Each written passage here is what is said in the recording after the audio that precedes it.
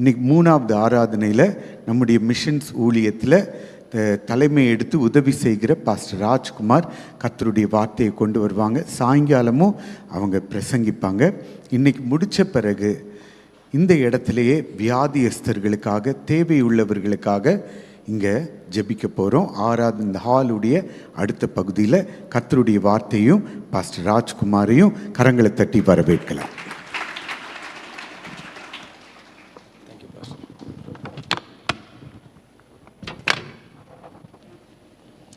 ஆண்டவரும் இரட்சகருமாயிருக்கிற இயேசு கிறிஸ்துவின் இனிய நாமத்திலே உங்களை வாழ்த்துகிறேன். கர்த்தர் நல்லவர். ஆமென். ஹல்லேலூயா. ஞாயிற்றுக்கிழமை ஆராதனை வந்தாலே எல்லாருக்கும் ரட்சிக்கப்பட்ட தேவ பிள்ளைகளுக்கு ஒரு பண்டிகை. இன்றைக்கி ஒரு பண்டிகை நாள். ஒவ்வொரு வாரமும் கர்த்தரை கொண்டாடுறோம். அவருடைய வருகைக்கு ஆயத்தமாகி கொண்டே இருக்கிறோம். நம்முடைய சபையிலே ஏராளமான ஜெபங்கள் ஏறெடுக்கப்பட்டு கொண்டிருக்கிறது. ஜெபம் அதிகமாக சபையை நிரம்பிக்கிட்டே இருக்குது. ஆண்டவருடைய வருகைக்கும் ஆயத்தமாகிக்கிட்டே இருக்கிறோம். ஹல்லேலூயா. கர்த்தர் நல்லவர். இந்த நாளிலே நான் உங்களோடு பேசும்படி தேவ ஆவியானவர் என் இருதயத்திலே பாரப்படுத்தின வார்த்தையை உங்கள் சமூகத்திலே நான் உங்களுக்கு அதை விளக்கி காட்ட விரும்புகிறேன். இன்றைக்கி நான் உங்களோடு பேச போகிற செய்தியின் தலைப்பு ஆவிக்குரிய முதிர்ச்சியின் அடையாளங்கள். அதாவது ஆவிக்குரிய முதிர்ச்சி அப்படின்னு ஒன்று இருக்குது. அநேகர் சபைக்குள்ளே ஆண்டவர் இயேசுவை ஏற்றுக்கொண்டோம். பல ஆண்டுகளாக நம்ம சபையிலே உட்கார்ந்து ஆண்டவரை ஆராதிக்கிறோம். ஏராளமான சத்தியங்களை நாம் கேட்குறோம். நம்முடைய தலைமை போதகர் மாத்திரமல்லாமல் வெளியிலிருந்து எங்களைப் போல ஊழியர்களை அழைத்து உங்களுக்கு சத்தியத்தை சொல்லும்படி அருமையான தலைமை போதகர் ஏற்பாடு செய்து கொடுப்பதற்கு காரணம் என்ன? இந்த மாதிரி சத்தியங்கள்லாம் வாரம் கேட்டு இதோடைய நிறைவு என்ன?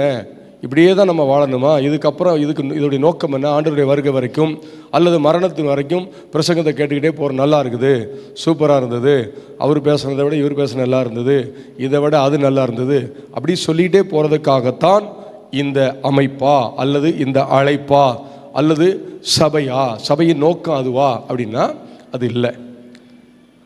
பரிசுத்தம் உள்ளவன் இன்னும் பரிசுத்தமாகட்டும், நீதி செய்கிறவன் இன்னும் நீதி ஆண்டவருடைய மனது பார்த்திங்கன்னா இதுதான். நம்ம ஆண்டவர் நம்மை பார்க்கும் போதெல்லாம் போன வருடத்தை விட இந்த வருடம் என் மகள் அல்லது என் மகன் இன்னும் கொஞ்சம் முன்னேறி வசனத்தில் வளர்ந்துருக்கிறார்களா, ஜெபத்தில் வளர்ந்துருக்கிறார்களா, பரிசுத்தத்தில் வளர்ந்துருக்கிறார்களா அப்படின்னா வளர்ச்சி அப்படின்னு வந்தாலே வளர முதிர்ச்சின்னு ஒன்று இருக்குது. எந்த ஒரு மரமும் வைக்கப்பட்ட போது இருந்த மாதிரியே இருந்ததுன்னா அதனால் எந்த பிரயோஜனமும் இல்லை. எந்த ஒரு குழந்தையும் பிறந்த போது பிறந்ததுலேருந்து பிறந்த மாதிரியே இருக்குது என்றால் அதெல்லாம் ஒரு பிரயோஜனம் அல்ல. அப்படி என்றால் வளர்ச்சின்னு ஒன்று இருக்குது. ஸோ மனுஷனுடைய வளர்ச்சி பற்றி நான் ஒரு சின்ன விளக்கம் சொல்கிறேன் பாருங்களேன். மனுஷனுடைய வளர்ச்சி பார்த்திங்கன்னா ஒரு குறிப்பிட்ட வயசில் வளர்ச்சி நின்றுடும். ஒரு மனுஷன் பிறந்ததுலேருந்து வளர்ந்துட்டு இருக்குன்னா அதே ஸ்பீடில் வளர்ந்தால் 70 வயசு ஆயிடுச்சுன்னா 10 அடிக்கு மேலே வளர்ந்துருக்கணும்.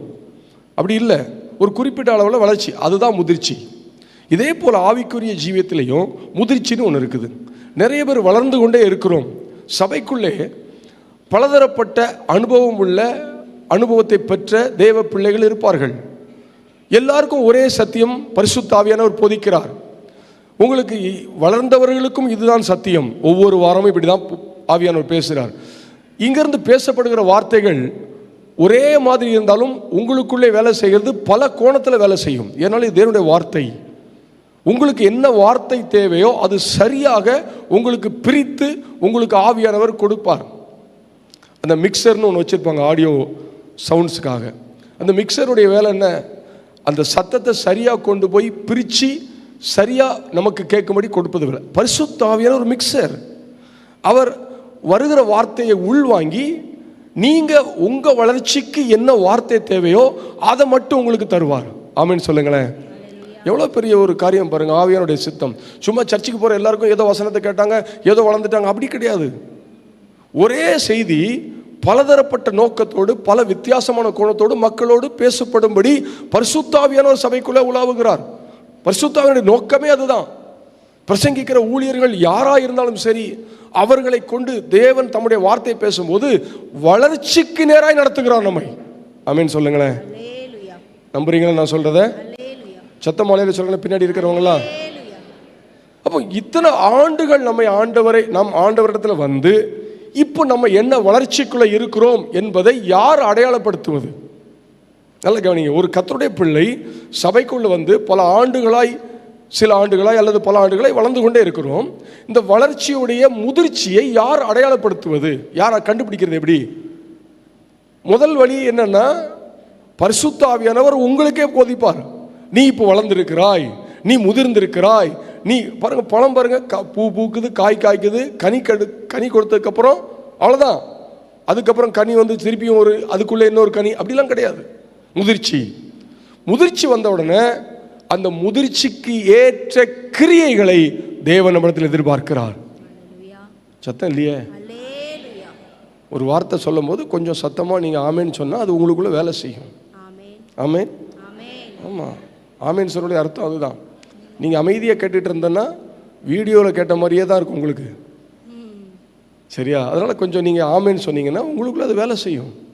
இப்போ பரிசுத்த ஆவியானுடைய வேலை நம்மை வளர வைத்து முதிர்ச்சி நிலைமைக்கு கொண்டு போகிறார். இந்த முதிர்ச்சி நிலைமைக்கு கொண்டு போன பின்பு நம்முடைய வளர்ச்சி நின்றுவிடும். ஆனால் முதிர்ச்சிக்கு பின்பு சில செயல்கள் இருக்குது. அதை தான் இன்னைக்கு உங்களுக்கு நான் ஒரு 4 குறிப்பை 4 தேவ மனிதர்கள் வாழ்க்கையிலிருந்து சுட்டி காட்ட விரும்புகிறேன். வேகமாக வாசிக்கலாம். முதலாவது இதற்கு அடையாளமாக 92வது சங்கீதம் 15வது வசனத்தை நாம் வாசிக்கலாம். சங்கீதம் 92:15. அவர்கள் முதிர் வயதிலும் கனி தந்து புஷ்டியும் பசுமையுமாயிருப்பார்கள். இந்த வசனத்தை 2 கோணத்தில் நம்ம பார்க்கலாம். ஒன்று, சரீர வளர்ச்சியை பார்க்கலாம். சரீரத்தில் கூட இதை நான் அப்படி கூட இந்த வசனத்தை, சரீரத்தின் வயதானவர்கள் இருப்பீங்களா, நீங்கள் வியாதியாக இருப்பீங்களா, பலவீனமாக இருக்கிறீங்களா, உங்களுக்கு நான் சொல்கிறேன். நீங்கள் இந்த வசனத்தை உங்கள் வீட்டில் எழுதி போடுங்க. எழுதி போட்டு அதை திருப்பி படிங்க. ஒரு முறை என்னுடைய தாயார் சரீரத்தில் ரொம்ப பலவீனப்பட்ட நேரத்தில், இப்போ அவங்களுக்கு வயசு 73, ரொம்ப கஷ்டப்பட்டு ஆஸ்பத்திரிக்கு போகணுங்கும்போது, ஆஸ்பத்திரிக்கு போகிறதுக்கு முதல்ல பணம் வேணுமே. போன உடனே நிறையா கேட்கும். நமக்கு அது வேலை இல்லை. நம்ம வேலை வந்து நம்ம ஏற்கனவே டாக்டர்கிட்ட போகக்கூடாது. ஆவிக்குரிய டாக்டர், உலக டாக்டர்கிட்ட போகக்கூடாது அப்படின்னு நான் நினச்சிக்கிறேன். அதனால் நான் சொன்னேன், அம்மா இதுக்கெல்லாம் பணம் செலவு பண்ண நம்மளால் முடியாது. ஒரு வசனம் இருக்குது, அதை என்ன பண்ணேன், கையில் எழுதலை, நல்லா டிசைன் பண்ணி அதை பிரிண்ட் அவுட் போட்டு 2 ஃப்ரேம் பண்ணி கிச்சனில் தண்ணி குடிக்கிறதுக்கு எப்போ பார்த்தாலும் வருவாங்க, அதுக்கு நேராக மேலே ஒன்று தொங்க போட்டேன். பெட்ரூமில் அவங்க தலையில படுத்துக்கு நேராக இந்த பக்கம் ஒன்று போட்டேன். 6 மாதத்தில் எல்லாம் சரியாக போச்சு. நான் நீங்கள் படித்தாலும் சரி படிக்காலும் சரி அது உங்கள் கண்ணு முன்னாடி இருக்கும், அவ்வளோதான். இது வந்து சரீரத்தில், அதாவது எழுத்தின்படியான சரீரத்தில் இந்த வசனம் வேலை செய்யுது. நான் இன்றைக்கு இந்த வசனத்தை உங்களுக்கு வேறு கோணத்தில் காட்டுறேன். இந்த முதிர் வயது என்பது வளர்ச்சியின் முதிர்ச்சி, ஆவிக்குரிய வளர்ச்சியின் முதிர்ச்சி. இந்த முதிர்ச்சியில் அவர்கள் கனி தர வேண்டும். நீங்கள் சபைக்குள்ளே இருக்கிறவர்கள் ஆவிக்குரிய முதிர்ச்சிக்கு ஏற்ற கனி கொடுக்க வேண்டும் என்று கர்த்தர் விரும்புகிறார். அல்லேலூயா. சரி, இந்த ஆவிக்குரிய முதிர்ச்சியில் நான் இருக்கிறேனா அப்படிங்கிறதை குறித்து நாம் எல்லாரும் கண்டுபிடிக்கிறதுக்கு இன்னைக்கு ஒரு அடையாளத்துக்கு ஒரு மானிட்டர் பண்ண போகிறோம். இன்னைக்கு நம்ம 4 தேவ மனிதர்களை வைத்து 4 குறிப்பாக உங்களுக்கு நான் சொல்லுறேன். இந்த முதிர்ச்சியுடைய அடையாளம் என்ன? நான் முதிர்ந்து ஆவிக்குரிய முதிர்ச்சியில் வந்துட்டேன் அப்படின்னா அதுக்குடைய அடையாளம் என்ன? முதலாவது அடையாளத்தை ஒன்று நான் சொல்லுகிறேன், வாசிக்க. முதலாவது அடையாளத்துடைய குறிப்பு என்னன்னு கேட்டிங்கன்னா, அவர்கள் ஒப்பு கொடுப்பார்கள். எத்தனை வயசானாலும் சரி, எத்தனை வருஷம் அவர்கள் சபைக்கு வந்தாலும் சரி, எவ்வளோ பிரசங்கங்களை கிடையாது, அவர் பிரசங்கியாராகவே இருந்தால் கூட, அவர்கள் ஆவிக்குரிய வளர்ச்சியில் வந்து ஒரு பிரசங்கியாரா, கேர்சல் லீடர் அப்படி பிரசங்கியாரா இருந்தால் கூட அவர்கள் ஒப்பு கொடுப்பார்கள். தேவன் பேசும்போது, எப்போ தேவன் பேசினாலும், ஊழியர்கள் மூலமாக தேவன் எப்போ பேசினாலும் முரண்பாட பேச மாட்டாங்க, மறுபடியும் மறுத்து பேச மாட்டாங்க, அதற்கு எதிர்வாதம் பண்ண மாட்டாங்க, ஒப்பு கொடுப்பார்கள். ஹல்லேலூயா. வசனம் வாசிங்க. ஏசாயா தீர்க்கதரிசன புத்தகத்தில் 6வது அதிகாரத்தில் 5வது வசனத்திலிருந்து வாசிங்க. அப்பொழுது நான் ஐயோ அதமானேன், நான் அசுத்த உதடுகளுள்ள மனுஷன், அசுத்த உதடுகளுள்ள ஜனங்களின் நடுவில் வாசமாய் இருக்கிறவன். ஆரம்பத்தில் அசுத்த உதடு தான், ஆரம்பத்தில் வளர்ச்சி இல்லதான், புதுசுதான், கடவுள் எதிர்பார்க்கிற மாதிரி ஒரு பரிசுத்தம் இல்லதான். அப்புறம் சேனைகளின் கர்த்தராகிய ராஜாவை என் கண்கள் கண்டதே. நல்லா கவனிங்க, ஒரு சத்தியம் சொல்லித்தரேன். சபைக்குள்ள இருக்கிற தேவ பிள்ளைகளே, இந்த சத்தத்தை ஆன்லைன் மூலமா கேட்கிற தேவ பிள்ளைகளே, உங்களை கர்த்தர் இயேசுவின் கண்கள் கண்டிருக்கிறது. சும்மா நீங்க வரல சபைக்குள்ள, தற்செயலா வரல. இயேசு என்கிற சர்வ வல்லமை உள்ள ஆண்டவருடைய கண்கள் உங்களை என்னையும் கண்டுகிட்டு இருக்குது. கைத்தட்டி தோத்திரம் பண்ணுவோமே. பின்னாடி இருக்கிறவங்க கைத்தட்டாத மாதிரி நான் பார்க்கிறேன். நம்மை ராஜாவுடைய கண்கள் கண்டிருக்கிறது. இதுக்காக பெருமைப்படணும். நீங்க நினைப்பீங்க எதுக்கு எடுத்தாலும் பார்த்தீங்கன்னா பிரச்சனையே சில சொல்லுவாங்க. எப்போ பார்த்தாலும் பிரச்சனையே பார்த்துட்டு நீங்க எதை ஜூம் பண்றீங்களோ அது மட்டும்தான் பெருசாக உங்களுக்கு தெரியும். நீங்க பிரச்சனையை ஜூம் அவுட் பண்ணிருங்க, வசனத்தை ஜூம் பண்ணுங்க. ஆமேன். யாருக்கு சரீரத்தில் பலவீனம் இல்லை, யாருக்கு வியாதி இல்லை, யாருக்கு வலி இல்லை, எல்லாருக்கும் இருக்குது. நல்ல சுகமா இருக்கிறேன் அப்படின்னு சொன்னா கூட ஒரு வலி இருக்கும். ஏன் அவங்க சுகமா இருக்குன்னு சொல்றாங்கன்னா அவங்க எதை ஜூம் பண்ணல? சொல்லுங்களேன் வாயை திறந்து. அவங்க வலியை பத்தி பெருசா சிந்தனைக்குள்ளே கொண்டு போகல. சரி, அப்போ நான் இந்த காலையில் அதான் திருப்பி சொல்றேன், ராஜாவாகிய இயேசுவின் கண்கள் நம்மை கண்டிருக்கிறது. அப்போ இப்போ வளர்ச்சி பாருங்க. முதல்ல அவர் சொல்றாரு, நான் அசுத்த உதடுனாரு. அசுத்த உதடுன்னு வளர்ச்சிக்கு கொண்டு வரதுக்காக ராஜாவுடைய கண் என்ன செஞ்சிச்சு? கண்டிடுச்சது. இப்போ பாருங்க அடுத்தது வசனம். அப்பொழுது சேராபின்களில் ஒருவன் பலிபீடத்திலிருந்து தன் கையிலே பிடித்த குறட்டால் ஒரு நெருப்பு தழலை எடுத்து என்னிடத்தில் பறந்து வந்து அதனால் என் வாயை தொட்டு, இதோ இது உன் உதடுகளை தொட்டதினால் உன் அக்கிரமம் நீங்கி உன் பாவம் நிவர்த்தியானது. கைதட்டி சோதரம் பண்ணுங்க இந்த வார்த்தைக்காய். ஓ, தேவன் சொல்றாரு பாருங்க, ஐயா நான் அசுத்த உதடுள்ளவன், நான் குறைவுள்ளவன் என்று சொல்லி வளருகிற ஆரம்ப நிலைமையில் இருக்கிற தேவ பிள்ளை தேவனிடத்திலிருந்து வரும்போது அவர் உடனே செய்கிறார். அவர் முதல்ல பார்க்கிறார், பார்த்துட்டு ஒரு தூதன் அனுப்புறார். நான் சொல்றேன், இன்னைக்கு எல்லாருக்கும் ஒரு தூதன் ஆண்டவர் அனுப்புறார். நம்புறீங்களா? உங்க பிரச்சனையை சரி பண்ண ஒரு தூதன் வராரு உங்களுக்கு கூட. தினந்தோறும் வராரு தான். நீங்க ரட்சிக்கப்பட்டு வராரு. நமக்கு அது எப்போ ஞாபகம் இல்லையோ அப்போ எங்களை மாதிரி ஆட்களை கொண்டு வந்து சொல்லி தருவார். அல்லது நம்முடைய சபை போதகரை வச்சு சொல்லி தருவார். உங்க கூட தூதன் இருக்கிறாரு. உணர்வடைய பண்றது தானே. ரட்சிக்கப்பட்ட உடனே எல்லாரும் ரட்சிக்கப்பட்ட நோக்கம் என்ன? எங்க போய் சேரணும் சொல்லுங்க? பரலோகம் போகணும். ரட்சிக்கப்பட்ட உடனேயே பரலோகத்துக்கு போகணும் அப்படின்னா பரிசுத்தமாக போயிடலாம். ரட்சிக்கப்பட்ட உடனே பரிசுத்த பாவ மன்னிப்பு பெற்றுக்கொண்டால், ஞானம் எடுத்து அபிஷேகம் பெற்றுக்கிட்டா பரலோகத்துக்கு போயிடலாம். அப்பவே பரலோகத்துக்கு போகணும்னு சிஸ்டம் வச்சிருந்தா இங்கே இவ்வளோ பெரிய இடம் வாங்க வேண்டிய அவசியம் இல்லை, இவ்வளோ பெரிய கட்டணம் கட்ட வேண்டிய அவசியம் இல்லை. ஞானஸ்நானம் கொடுக்கும்போதே கூட கொஞ்ச நேரம் முக்கிட்டா முட்டையாக வந்த பிறகு தூக்கி கொண்டு போயிடலாம். நோக்கம் அது இல்லை, வளர்ச்சி இருக்குது. ஏன் வளர்ச்சி? கனி கொடுக்குறதுக்கு. ஆமேன். ஆரம்ப வளர்ச்சியிலேயே எப்போது இருந்துகிட்டு இருந்து அனுபவம், பழைய அந்நிய பாசை. சில அந்நிய பாசெல்லாம் நான் கேட்டிருக்கிறேன். அதிகமாக அந்நிய பாசையில் பேசி ஜெபிக்க ஆண்டவர் கிருபை தர்றார். பல வருஷம் 20 வருஷம் ஒரே ஸ்டைல் அந்நிய பாசை.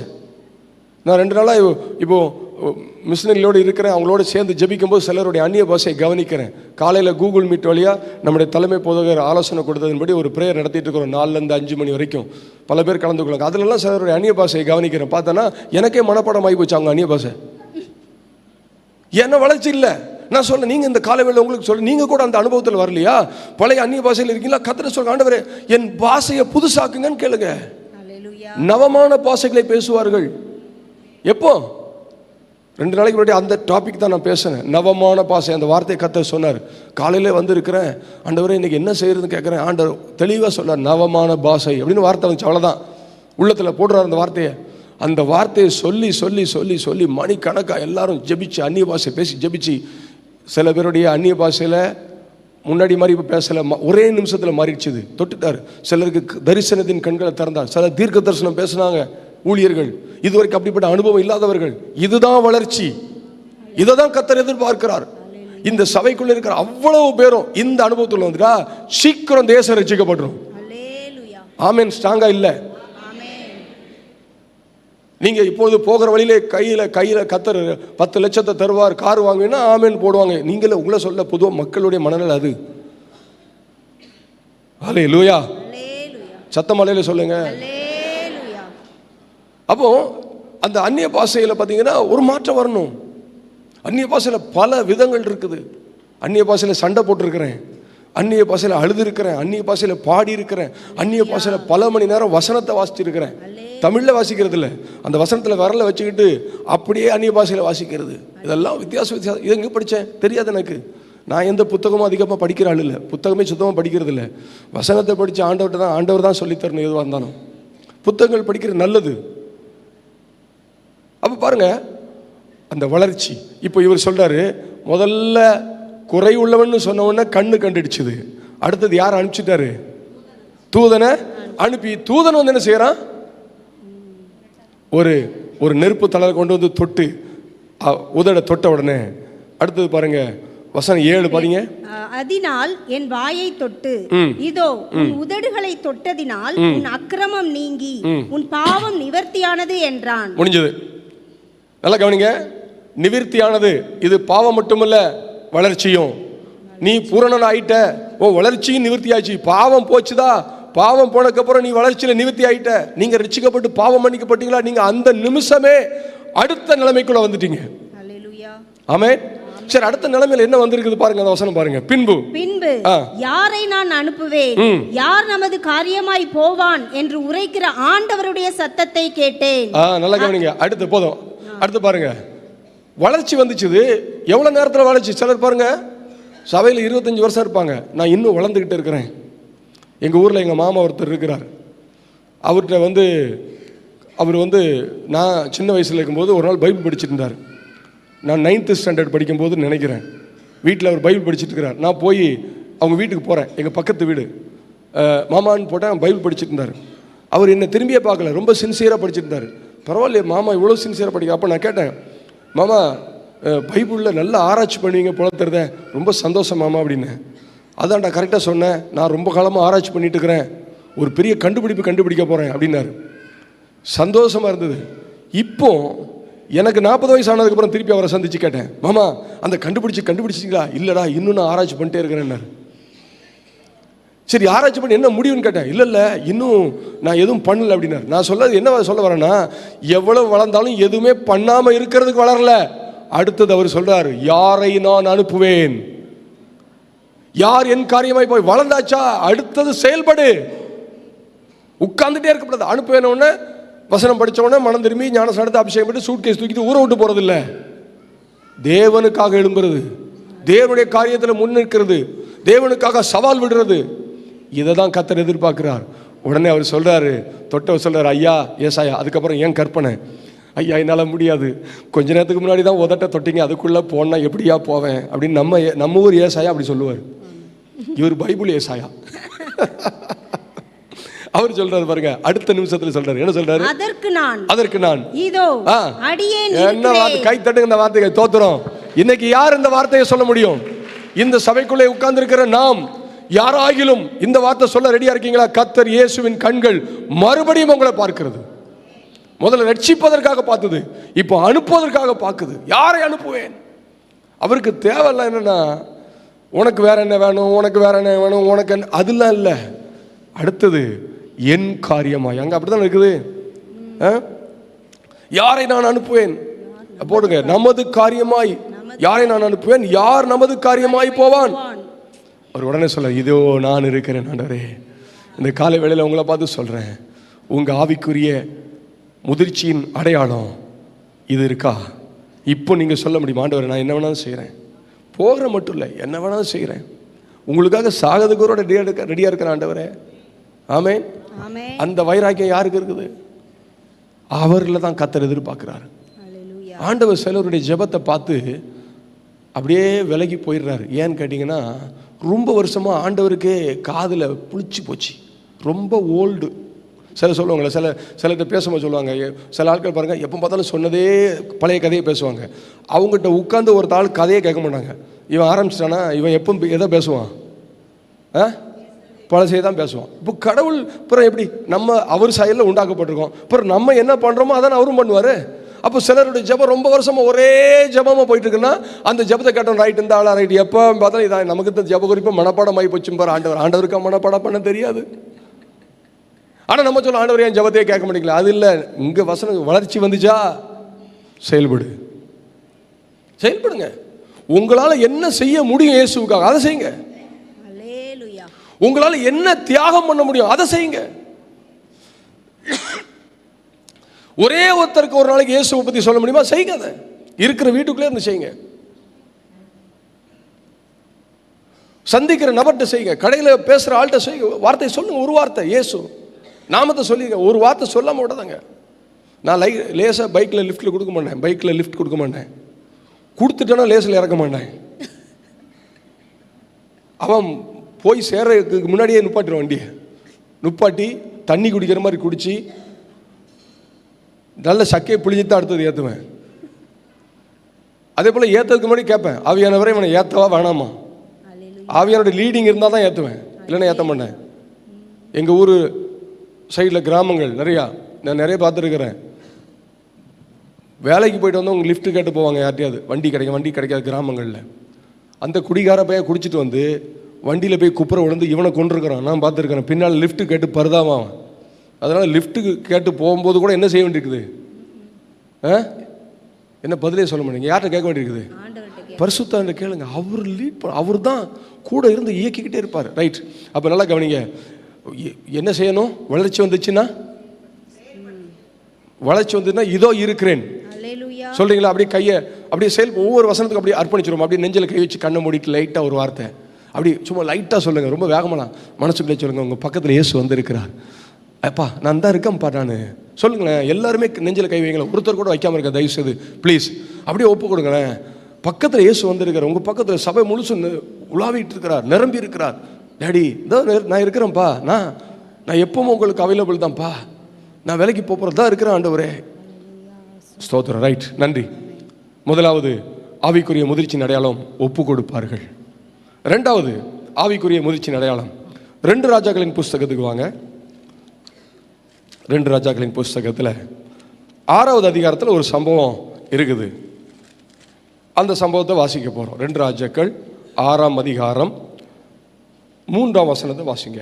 அவர்களில் ஒருவன், நீர் தயவு செய்து உமது அடியாரோடே கூட வர வேண்டும் என்றான்.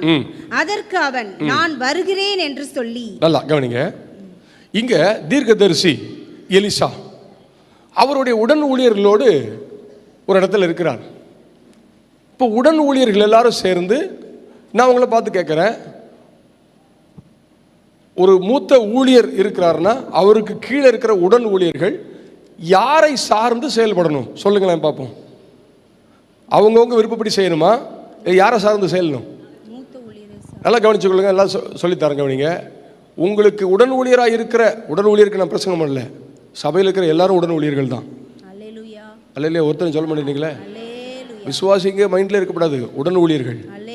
சபைக்கு வந்து ஒரு 3 மாதம்ன்றது 1 வருஷம் வரைக்கும் விசுவாசியாக இருக்கலாம். அப்புறம் நீங்கள் விசுவாசின்னு சொல்லாட்டாலும் நீங்கள் யார் தான்?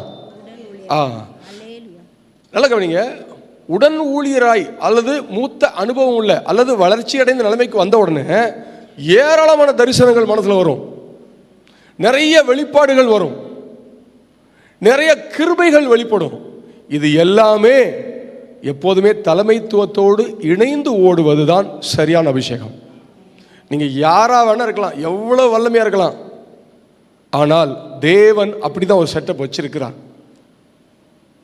வேதாகமத்தில் ஏராளமான ஊழியருடைய அனுபவங்கள் நடவடிக்கைகள்லாம் பார்த்தீங்கன்னா இப்படி தான் இருக்கும். இப்போ உதாரணம் நீங்கள் கேட்பீங்க, அப்போ எனக்கு தரிசனம் தனியாக இருக்குதே. நல்லா கவனிங்க, நான் நிறையா இந்த காரியங்களை கற்றுக்கொள்ள கிருபை தந்தார், அதிலிருந்து சொல்லித்தரேன். எனக்கு 1000 தரிசனம் இருந்தாலும் எனக்குன்னு ஒரு மூத்த ஊழியர் இருக்காங்கன்னா அவங்க தரிசனத்தோடு இணைஞ்சி கொண்டு என் தரிசனத்தை நிறைவேற்றணும். புரியுதா உங்களுக்கு? ஆமேன் சொல்லுங்களேன். இப்போ நான் இதை பேச வரல, இதில் வேற ஒரு கோணத்தில் நான் உங்களை காட்டுறேன். இதையும் லேசாக காட்டிட்டு இப்போ நான் எலிசாவை பற்றி காட்ட விரும்புகிறேன். நல்லா கவனிங்க, இந்த எலிசா மூத்த ஊழியர், நல்ல அனுபவம் பெற்றவர், ரொம்ப தேவனோடு நடக்கிறவர், வல்லமையான தேவ மனுஷர். ஆனால் உடன் ஊழியர்களாக இருக்கிறவர்கள் எல்லாரும் சேர்ந்து சொல்றாங்க, என்ன சொல்றாங்கன்னா 2ஆம் வசனம் படிங்க. நாங்கள் யோர்தான் மட்டும் போய் அவ்விடத்தில் ஒவ்வொருவரும் ஒவ்வொரு உத்திரத்தை வெட்டி குடியிருக்க அங்கே எங்களுக்கு ஒரு இடத்தை உண்டாக்குவோம் என்றார்கள். அதற்கு அவன், அங்கே யாருக்கு ஒரு இடமா? எங்களுக்கு ஒரு இடம், நமக்குன்னு சொல்லியிருக்கணும் இல்லையா? அப்படின்னா எல்லாரும் குடியிருக்கிறதுக்கு இடம் சின்னதாக இருக்குதா, இவர்களெல்லாம் நெருக்கமாக இருக்குதா, அதனால ஆலோசனை நல்லது. ஒன்று நீ போனா யாரையும் கூட்டிட்டு போகணும், சொல்லுங்க. முன்னணியில் இருக்கிற யுத்த புருஷனா இருக்கிற மூத்த ஊழியரை அல்லது அங்கீகரிக்கப்பட்ட தேவ ஊழியரை கூட்டிட்டு போகணும். நாங்க போறோம்னா இவர் பாருங்க. அதுதான் இப்போதான் நான் என்னுடைய வசனத்துடைய கோணத்தை காட்டுறேன். இதில் எனக்கு கொடுத்த வெளிச்சத்தை காட்டுறேன். இந்த மூத்த ஊழியர், இந்த வல்லமையான எலிசான்கிற தேவதாசர், அவர் திருப்பி என்ன கேட்காம எப்படா நீ போகலாம்? யாரா உனக்கு இந்த ஐடியா கொடுத்தது? நான் ஒருத்தர் இருக்கிறேன், எனக்குன்னு ஒரு உரிமை எங்கே போச்சுடா அப்படின்னு ஒரு வார்த்தை கேட்காம அந்த ஆவிக்குரிய முதிர்ச்சி பாருங்க. என்ன பண்ணாரு? என்ன சொன்னாரு? நீர் தயவு செய்து வரவேன்னு சொன்ன. அதுக்கு அவன் நான் வருகிறேன் என்று. நான் வார்த்தை கை தட்டுங்களேன், தோத்திரம் பண்ணி கை. இந்த வருகிறேங்கிற வார்த்தை அப்படி தொட்டுச்சு என்ன. இந்த படிக்கும்போது வருகிறேங்கிற வார்த்தை என்ன அப்படி தொட்டுடுச்சு. ஏன்? எவ்வளோ அனுபவம், எவ்வளோ கிருபை, எவ்வளோ தியாகம், எவ்வளோ வெளிப்பாடுகள், கடவுளோடு நடக்கிற அனுபவம். ஆனாலும் கூட இருக்கிற அனுபவம் குறைந்தவர்கள் சொல்லும் போது கூட தன்னை ஒப்பு கொடுத்தார். அதுக்கு பேர் என்னன்னா இணக்கமுடன் இருப்பவர். ரெண்டாவது குறிப்பு என்னன்னு கேட்டீங்கன்னா, முதல்ல ஒப்பு கொடுப்பார். ஆவிக்குரிய முதிர்ச்சியின் அடையாளம் உள்ளவர்கள் ஒப்பு கொடுப்பார்கள். ரெண்டாவது இணக்கத்துடன் இருப்பார்கள், இணக்கமா இருக்குவாங்க. சரி, இப்போ இதோட கதை நின்றுச்சுன்னா நமக்கு நிறைய கேள்வி வரும். ஏன்னு கேட்டீங்கன்னா, அப்படி போனால் கரெக்டா, அப்போ போகலாமே அப்படின்னு நமக்கு தோணும். சரி, இவர் ஏன் வந்தாருங்கிறது அப்புறம் சொல்லித்தரேன். இப்போ இணக்கமான போயிட்டார். போன பின்பு அங்கே போய் அவர்கள் கட்டுமான வேலையை பண்ணுவதற்கு எது வெட்டுறாங்க? மரம் வெட்டுறாங்க. கோடாரி என்ன செஞ்சிச்சு? தண்ணியில் விழுந்துச்சு. அதெல்லாம் கவனிங்க. நீ தேவ ஊழியரை ஒன்று நெருக்கமாக இருந்தால் அங்கேயே இருக்கணும். நெருக்கமாக இருந்தா இவருக்கு நெருக்கமாக இருக்கிறது இவருக்கு தெரியாதா? கூட தான் இருக்கிறாங்க, எல்லாரும் ஒன்றா இருக்கிறாங்க, இவருக்கு தெரியாதா? கூட போகிறேன்னு போயிட்டார். கோடாரி தண்ணியில் விழுந்ததே கத்தர் செஞ்ச வேலைன்னு நான் நினைக்கிறேன். ஆமேன்னு சொல்லுங்களேன். ஆண்டவர் இப்படி கூட பண்ணுவாரா? சிலருக்குலாம் ஆண்டவர் நெகட்டிவாக பண்ணுவாரா? பண்ணுவார். நம்மளை தூக்கணும்னு அவர் நெகட்டிவாக பண்ணுவார் அழகா. எனக்கு ஒரு ஊழியரை தெரியும், ஒரு சுவிசேஷகர். அவர் அடிக்கடி சொல்லுவார், கடவுள் உங்களை பார்க்க மாட்டார். ஒரு சுவிசேஷகர் சுவிசேஷ கூட்டத்தில் பேசுவார். கடவுள் உங்களை பார்க்க மாட்டார். அவர் டைலாக்கு நீங்கள் எடுத்துக்காதங்க, நான் உதாரணமாக சொல்கிறேன். பார்த்துட்டாருன்னு வச்சுக்க, ஒன்று நோயை கொடுத்து தூக்குவார், இல்லை பேயை கொடுத்து தூக்குவார் அப்படின்னாரு. கடவுள் தீமை செய்கிறவர் அல்ல, நல்லா புரிஞ்சுக்க. அன்பின் ஆண்டவர் அவர், தீமை செய்யவே மாட்டார். ஆனால் நாம் அவருக்கு தேவை. நாம் மீறுகிறோம் என்கிற பட்சத்தில் எனக்கு மீறுகிறோம்னு ஒரு ஞாபகம் வருது. கிராமத்தில் மாடு வச்சிருக்கவங்களுக்கு தெரியும். சில மாட்டுக்கு பார்த்தீங்கன்னா மூக்குக்குள்ள ஒரு ஊசியை வச்சு குத்தி ஒரு கயிறு வச்சிருப்பாங்க, மூக்கணாங்கயிறு. பார்த்துருக்கீங்களா? இந்த மூக்கணாங்கயிறு எப்போ வேலை செய்யும் தெரியுமா? சும்மா அமைதியாக மாடு போயிட்டு இருந்தால் பிரச்சனை இல்லை. அது ரொம்ப வேகமாக எங்கேயா போச்சுன்னா கரெக்டாக அந்த கயிறை பிடிப்பான் விவசாயி. அப்படி நிற்கும் பாருங்க ஜம்முன்னு. இதுதான் நமக்கு நிறைய இடத்துல ஆண்டவர் போடுறாரு. அல்லேலூயா. நமக்கு இருக்கிற சவால்கள் அத்தனையும், ஆவிக்குரியவர்களுக்கு இருக்கிற சவால்கள் அத்தனையும் மூக்கணாங்கயிறு. நம்ம நினைக்கிறோம் ஏதோ ஆண்டவருக்கு தடுத்துட்டார், ஆண்டவர் கண்டுக்கல, ஆண்டவர் ஜபத்தை கேட்கல. அவர் கிளீனா கேட்கிறாரு. எல்லா ஜபத்தையும் நீங்க ஜபம் பண்ணக்கு முன்னாடியே கேட்டுறாரு, ஜபம் பண்ணக்கு முன்னாடி பதிலையும் தந்துடுறாரு. அதெல்லாம் பிரச்சனையே கிடையாது. ஆனால் நாம் அந்த சித்தத்தில் இல்லாம முதிர்ச்சி அடைவதற்கு முன்பு நாம் அவருடைய சித்தம் இல்லாமல் செயல்படும் போது, முதிர்ச்சியானவர்களை நாம் வளைக்கும் போது அவர் வேலை காட்டுவார். இந்த கோடாரி தண்ணியில் விழுந்தது காரணமே ஆண்டவரே ஒரு தூதர், அங்கே தூதர் அனுப்பி தொட்டார்ல, இங்கே தூதர் அனுப்பி பிடுங்கியிருப்பார். எதை பிடுங்கியிருப்பாரு? கோடாரியை பிடுங்கி விட்டுருப்பாரு. ஆனால் நல்ல உடன் ஊழியர்கள் அவனே உள்ள இறங்கல, மறுபடியும் யாரை கூப்பிடுறான்? கூவினானோ. கூவணும். செல்லத்தில் நீங்கள் ஜபம் ஒழுங்காக பண்ணலன்னா கூவுற மாதிரி தான் ஆகும். ஒழுங்காக ஜபம் பண்ணலன்னா என்ன செய்யணும்? கோழி தான் கூவும், மனுஷன் கூவக்கூடாது. மனுஷன் கூவுறான்னா பிரச்சனை ரொம்ப ஜாஸ்தியாக இருக்குன்னு அர்த்தம். நீ கூவாமல் இருக்கணும்னா முதல்ல என்ன செய்யணும்? அந்த முதிர்ந்த அனுபவம் உள்ளவர்களை, நான் இன்னைக்கு வரைக்கும் கர்த்தருக்கு மகிமையாக சொல்கிறேன், தேவ சமுதிர்ந்து என்னை உருவாக்கினவர்களை, நான் அதுதான் நம்ம சபையில் எதுக்கு நான் அதிகமாக பாஸ்டரோட அதிகமாக பிரயாணம் பண்ண காரணம் என்ன? ஒரே ஒரு விஷயம், ரத்த பாசம்னு சொல்லணும். அது அப்படிதான் சொல்லணும். என்னது?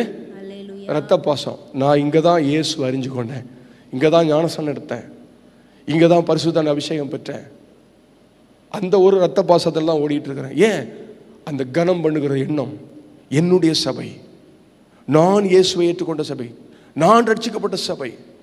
அங்கே உட்காந்துட்டு நான் யோசிச்சுட்டு இருந்தேன். முதல்ல 2வது ஆராதனையில் அப்படியே யோசிச்சுட்டு ஜெபம் பண்ணிட்டு இருக்கும்போது, ஆண்டவரே, ஒரு காலத்தில் ஓரமாக உட்காந்துருந்தேன், ஆண்டவரே இந்த மேடையில் ஏற்றுறதுக்கு எனக்கு எந்த தகுதியும் கிடையாது ஆண்டவரே, இதில் போய் என்னை ஏற்றி விட்டு அழகு பார்க்குறீங்களே. அப்போ தான் சொன்னார் வளர்ச்சியை பற்றி. வளர்ச்சி இருக்குதுப்பா, சரியாக வளர்ந்தா யாரும் எந்த உயர்வுக்குள்ளேயும் வர முடியும். அல்லேலூயா. சரியாக வளரணும். என்னை உருவாக்கி என்னை வழிநடத்துவதற்கு பல ஊழியர்களை கர்த்தர் பயன்படுத்தினார். எல்லாரையும் நான் கனம் பண்ணுறேன், எல்லாரையும் கனம் பண்ணுறேன், எல்லாருக்கும் மரியாதை கொடுக்குறேன். ஒரு நல்ல கவனிங்க, வட இந்தியாவில் பார்த்தீங்கன்னா அந்த பிள்ளைகள்லாம் பார்த்தீங்கன்னா அந்த முறைமை நம்ம தமிழ்நாட்டில் கிடையாது, அது தவறான முறைமை தான். ஆனாலும் அவர்களுடைய முறைமையை சொல்கிறேன்.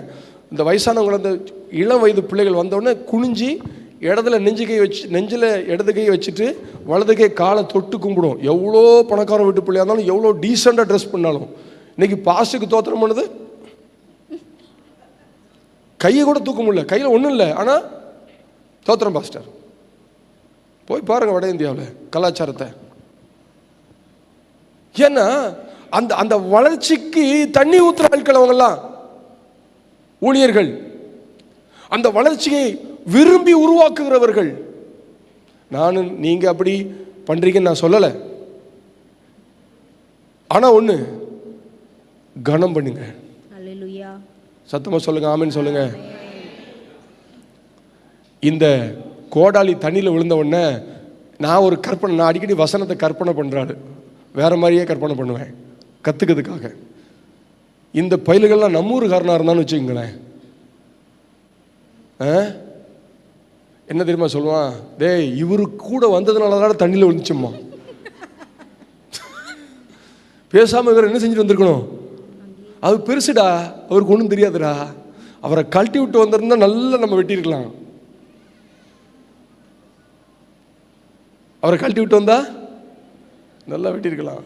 நம்மூருக்கு நல்ல வேலை நம்மூருக்காரனா இல்லை பொறுத்துருது. நல்லா கவனிங்க, கோடாரி தண்ணியில் விழுந்த உடனே மறுபடியும் யாரை நோக்கி பார்க்குறான்? தேவனுடைய மனுஷனை. ஆனால் ஒன்றுங்க, தப்பு பண்ணாலும் நியாயமாக தப்பு பண்ணுறானுங்க. இவன் விலகி போனது தவறானது, தன்னுடைய விருப்பத்தை செய்ய போனது தவறானது. ஆனால் தவறாக இருந்தாலும் யாரை கூப்பிட்டு போயிட்டான்? எனக்கு தெரிஞ்ச ஒரு அங்கிள் இருக்காங்க, சென்னையில் தான். அவங்க சொல்லுவாங்க, அந்த காலத்தில் ரட்சிக்கப்படுறதுக்கு முன்னாடி, அதாவது அவர் பாரம்பரிய சபையை சேர்ந்தவர், அந்த ஆந்திரா பார்டர், அதாவது இந்த தடா அந்த பக்கத்துலலாம் போயிட்டு கஞ்சா அப்போவே விற்பாராம். இப்போ அவருக்கு வந்து எப்படி பார்த்தா 70 வயசு இருக்கும். அப்படி கஞ்சா அதெல்லாம் விற்பார். நிறையா கள்ளக்கடத்தல் பண்ணுவாராம். குதிரையில் போவாராம். கள்ளக்கடத்தல் பண்ணும்போது காரில் போனால் பிடிச்சிருவான்னு குதிரை எடுத்துகிட்டு போகிறான். அப்போ இப்போலாம் யார் குதிரை ஓட்டுறான் அந்த காலத்தில்? அப்போ அவர் சொல்லுவார், பாஸ்டர் ஏன்ட சொல்லுவார், வீட்டில் காலையில் 4 மணிக்கு எழுப்பி ஜெபம் பண்ணுவார். ஆண்டவர், நான் பண்ண போகிற கடத்தல் நல்லபடியாக ஆகட்டும் ஆண்டவர் ஜெபம் பண்ணுவார். அவர் சொல்கிறார், சக்ஸஸ் ஆகுதுன்றாரு. நான் இதை செய்ய சொல்லலை, இது சரின்னு சொல்ல வரல. நான் என்ன சொல்ல வரேன்னா, இங்கே இருக்கிற தேவ ஊழியர்கள் பிரிஞ்சு போனது தப்பு. ஆனால் பிரிஞ்சு போனாலும் யாரை கூட்டிகிட்டு போயிட்டான்? ஊழியக்காரரை கூட்டிட்டு போயிட்டான். காப்பாற்றப்பட்டான். கோடாலி தண்ணி விழுந்து காப்பாற்றப்பட்டான். அப்படின்னா நான் என்ன கோணத்தில் இந்த வசனத்தை காட்டுறேன்னா, இந்த எலிசா இணக்கமுள்ள இருதயம் உள்ளவர். என்ன ஒரு அனுபவம் பாருங்க. ஒரு நிமிஷம் கூட நான் எவ்வளோ எக்ஸ்பீரியன்ஸ் தெரியுமா, என்ன போய் கூட்டிட்டு வந்துட்டேடா, என்ன போய் இப்படி கூட்டிட்டு, நான் ஓன் சொல்ல எப்படிடா கேட்கணும் நினைக்காம நல்ல பக்குவப்பட்ட எலிசா. நல்லா கவனிங்க, அது ஆவிக்குரிய முதிர்ச்சியுடைய அடையாளம். நீங்க உங்களை யாராவது இப்படி கூட்டிட்டு போனா இப்படி பக்குவமா பேசுவீங்களா? சிலருக்கெல்லாம் போதும், கொஞ்சம் ஜோமான தெரிஞ்சா போதும். பார், நான் யார் தெரியுமா? ஒருத்தர் சொன்னார் என்கிட்ட, நான் நைட்டு ஒரு நாள் சொன்னா உன்னை காலி பண்ணிடுவார். அவர் யாரு? ஆண்டவர் காலி பண்ணிடுவாராம். அவர் யாருன்னு சொல்ல வேண்டாம், அவர் ஒரு பாஸ்டர், என் ஃப்ரெண்டு. அவர் இன்னொருத்தர் சொல்கிறார், நான் நைட்டு ஒரு நாள் ஜோமனை வச்சு உன்னை காலி பண்ணிடுவார். சரியா வளராத மரம். ஹல்லேலூயா. வளர்ச்சி என்ன?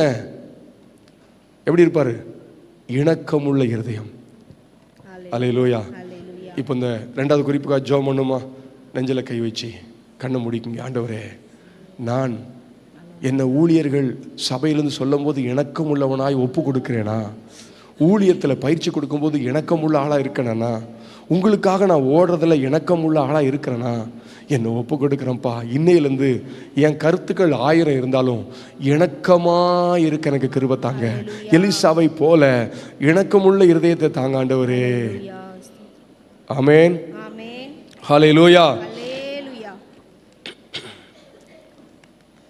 உள்ளே விழுந்த உடனே, தண்ணிக்குள்ளே கோடாரி விழுந்த உடனே இவன் சொல்கிறான், ஆண்டவனே கோடாரி தண்ணிக்குள்ளே விழுந்துட்டு என்ன ஒன்று, நான் அங்கே இனி சொல்கிறேன். நான் முதல்ல அந்த பக்கம் ஒன்று சொன்னேன் இல்லையா, நம்ம ஊருக்காரனா தான். இப்போ நான் அங்கே எலியாவுக்கு போது இவர் எலிசாவுக்கு போது நான் அங்கே இருந்திருந்தேன்னா, விழுண்டா உனக்கு கோடாரி விழும், கோடாரி கம்பு விழுண்டா. அதான் பக்குவம். உடனே செய்கிறார் பாருங்களேன். மறுபடியும் ஒரு மரத்தை வெட்டி போட்டு, கொம்பை வெட்டி போட்டு அதை மிதக்க பண்ணிட்டார். சரி, மிதக்க பண்ணார். அப்போது காலில் விழுந்து, ஐயா சாமி எவ்வளோ பவர்ஃபுல்லானு சொல்லக்கூடாது. அவன் ஓடி போய் அதை எடுக்கலாம் போனான். நோக்கமே தப்பாக இருந்தால் எப்படி? நான் நினைக்கிறேன் அதுக்கப்புறம் இந்த குரூப்பை பற்றி ஒன்றும் பேரெலாம் வரல. இந்த குரூப் இவருக்கிட்ட இருந்திருக்க வாய்ப்பே இல்லை எனக்கு தெரிஞ்சு.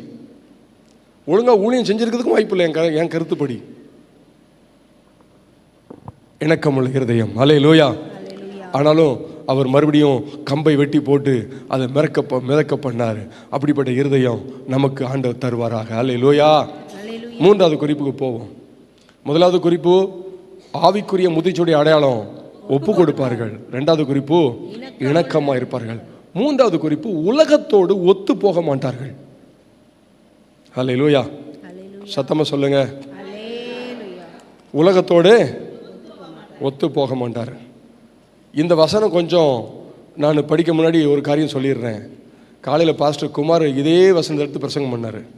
அப்போ நினச்சிட்டேன் நம்ம ஆன்சரை அவர் லீக் பண்ணிட்டாரன்னு நினச்சேன். வந்தவொன்னு சொன்னேன், பார்த்தீங்களா ஐயா, நான் எடுத்து வச்சதெல்லாம் நீங்கள் பேசிட்டு போய்ட்டா நான் எப்படி பேசுறது அப்படின்னு. அதே வசனத்தை படிக்கிறேன். 1ஆம் அதிகாரம் 8ஆம் வசனம் வாசிங்க. தானியேல் 1ஆம் அதிகாரம் 8வது வசனம். தானியேல் ராஜாவின் போஜனத்தினாலும் அவர் பானம் பண்ணும் திராட்சரசத்தினாலும் தன்னை தீட்டுப்படுத்தல் ஆகாது என்று தன் இருதயத்தில் தீர்மானம் பண்ணிக்கொண்டு தன்னை தீட்டுப்படுத்தாதபடி பிரதானிகளின் தலைவனிடத்தில் வேண்டிக் கொண்டான். நல்லா கவனிங்க. இந்த வசனத்தில் ஒரு சின்ன விளக்கம் தான் சொல்லிட்டு அடுத்த பகுதிக்கு போயிடுறேன். உலகத்தோடு ஒத்து போக மாட்டார்கள் அப்படிங்கிறது நல்லா இருக்குது கேட்க. நீங்கள் எத்தனை பேர் நான் உலகத்தோடலாம் ஒத்து போகிறது இல்லைங்க ரட்சிக்கப்பட்டதுக்கப்புறம்? கை தூக்கி கேட்டுங்க பார்ப்போம். அதாவது நீங்கள் கையை தூக்காததுனால நிறைய பேர் தூக்கலை, அதனால் நீங்கள் ஒத்து போகிறீங்கன்னு நான் நம்பலை. நீங்கள் ஒத்து போக மாட்டீங்க, சும்மா தூக்காமல் இருக்கீங்க, அவ்வளோதான். ஆனால் யாருமே இங்கே இருக்கிற யாருமே உலகத்தோடு ஒத்து போகிற ஆட்களே கிடையாது இல்லைன்னு நான் நம்புகிறேன். அதையாவது இல்லைன்னா அது சொல்லுங்களேன். எனக்கே சந்தேகம். நீங்களே சொல்லிக்கிட்டே எப்படிங்க நாங்கள் ஒத்து போகிறோம் போல நீங்களே எங்களுக்கு எப்படி சொல்ல முடியும்? அமைதியாக இருக்கிற மாதிரி இருக்குது எனக்கு.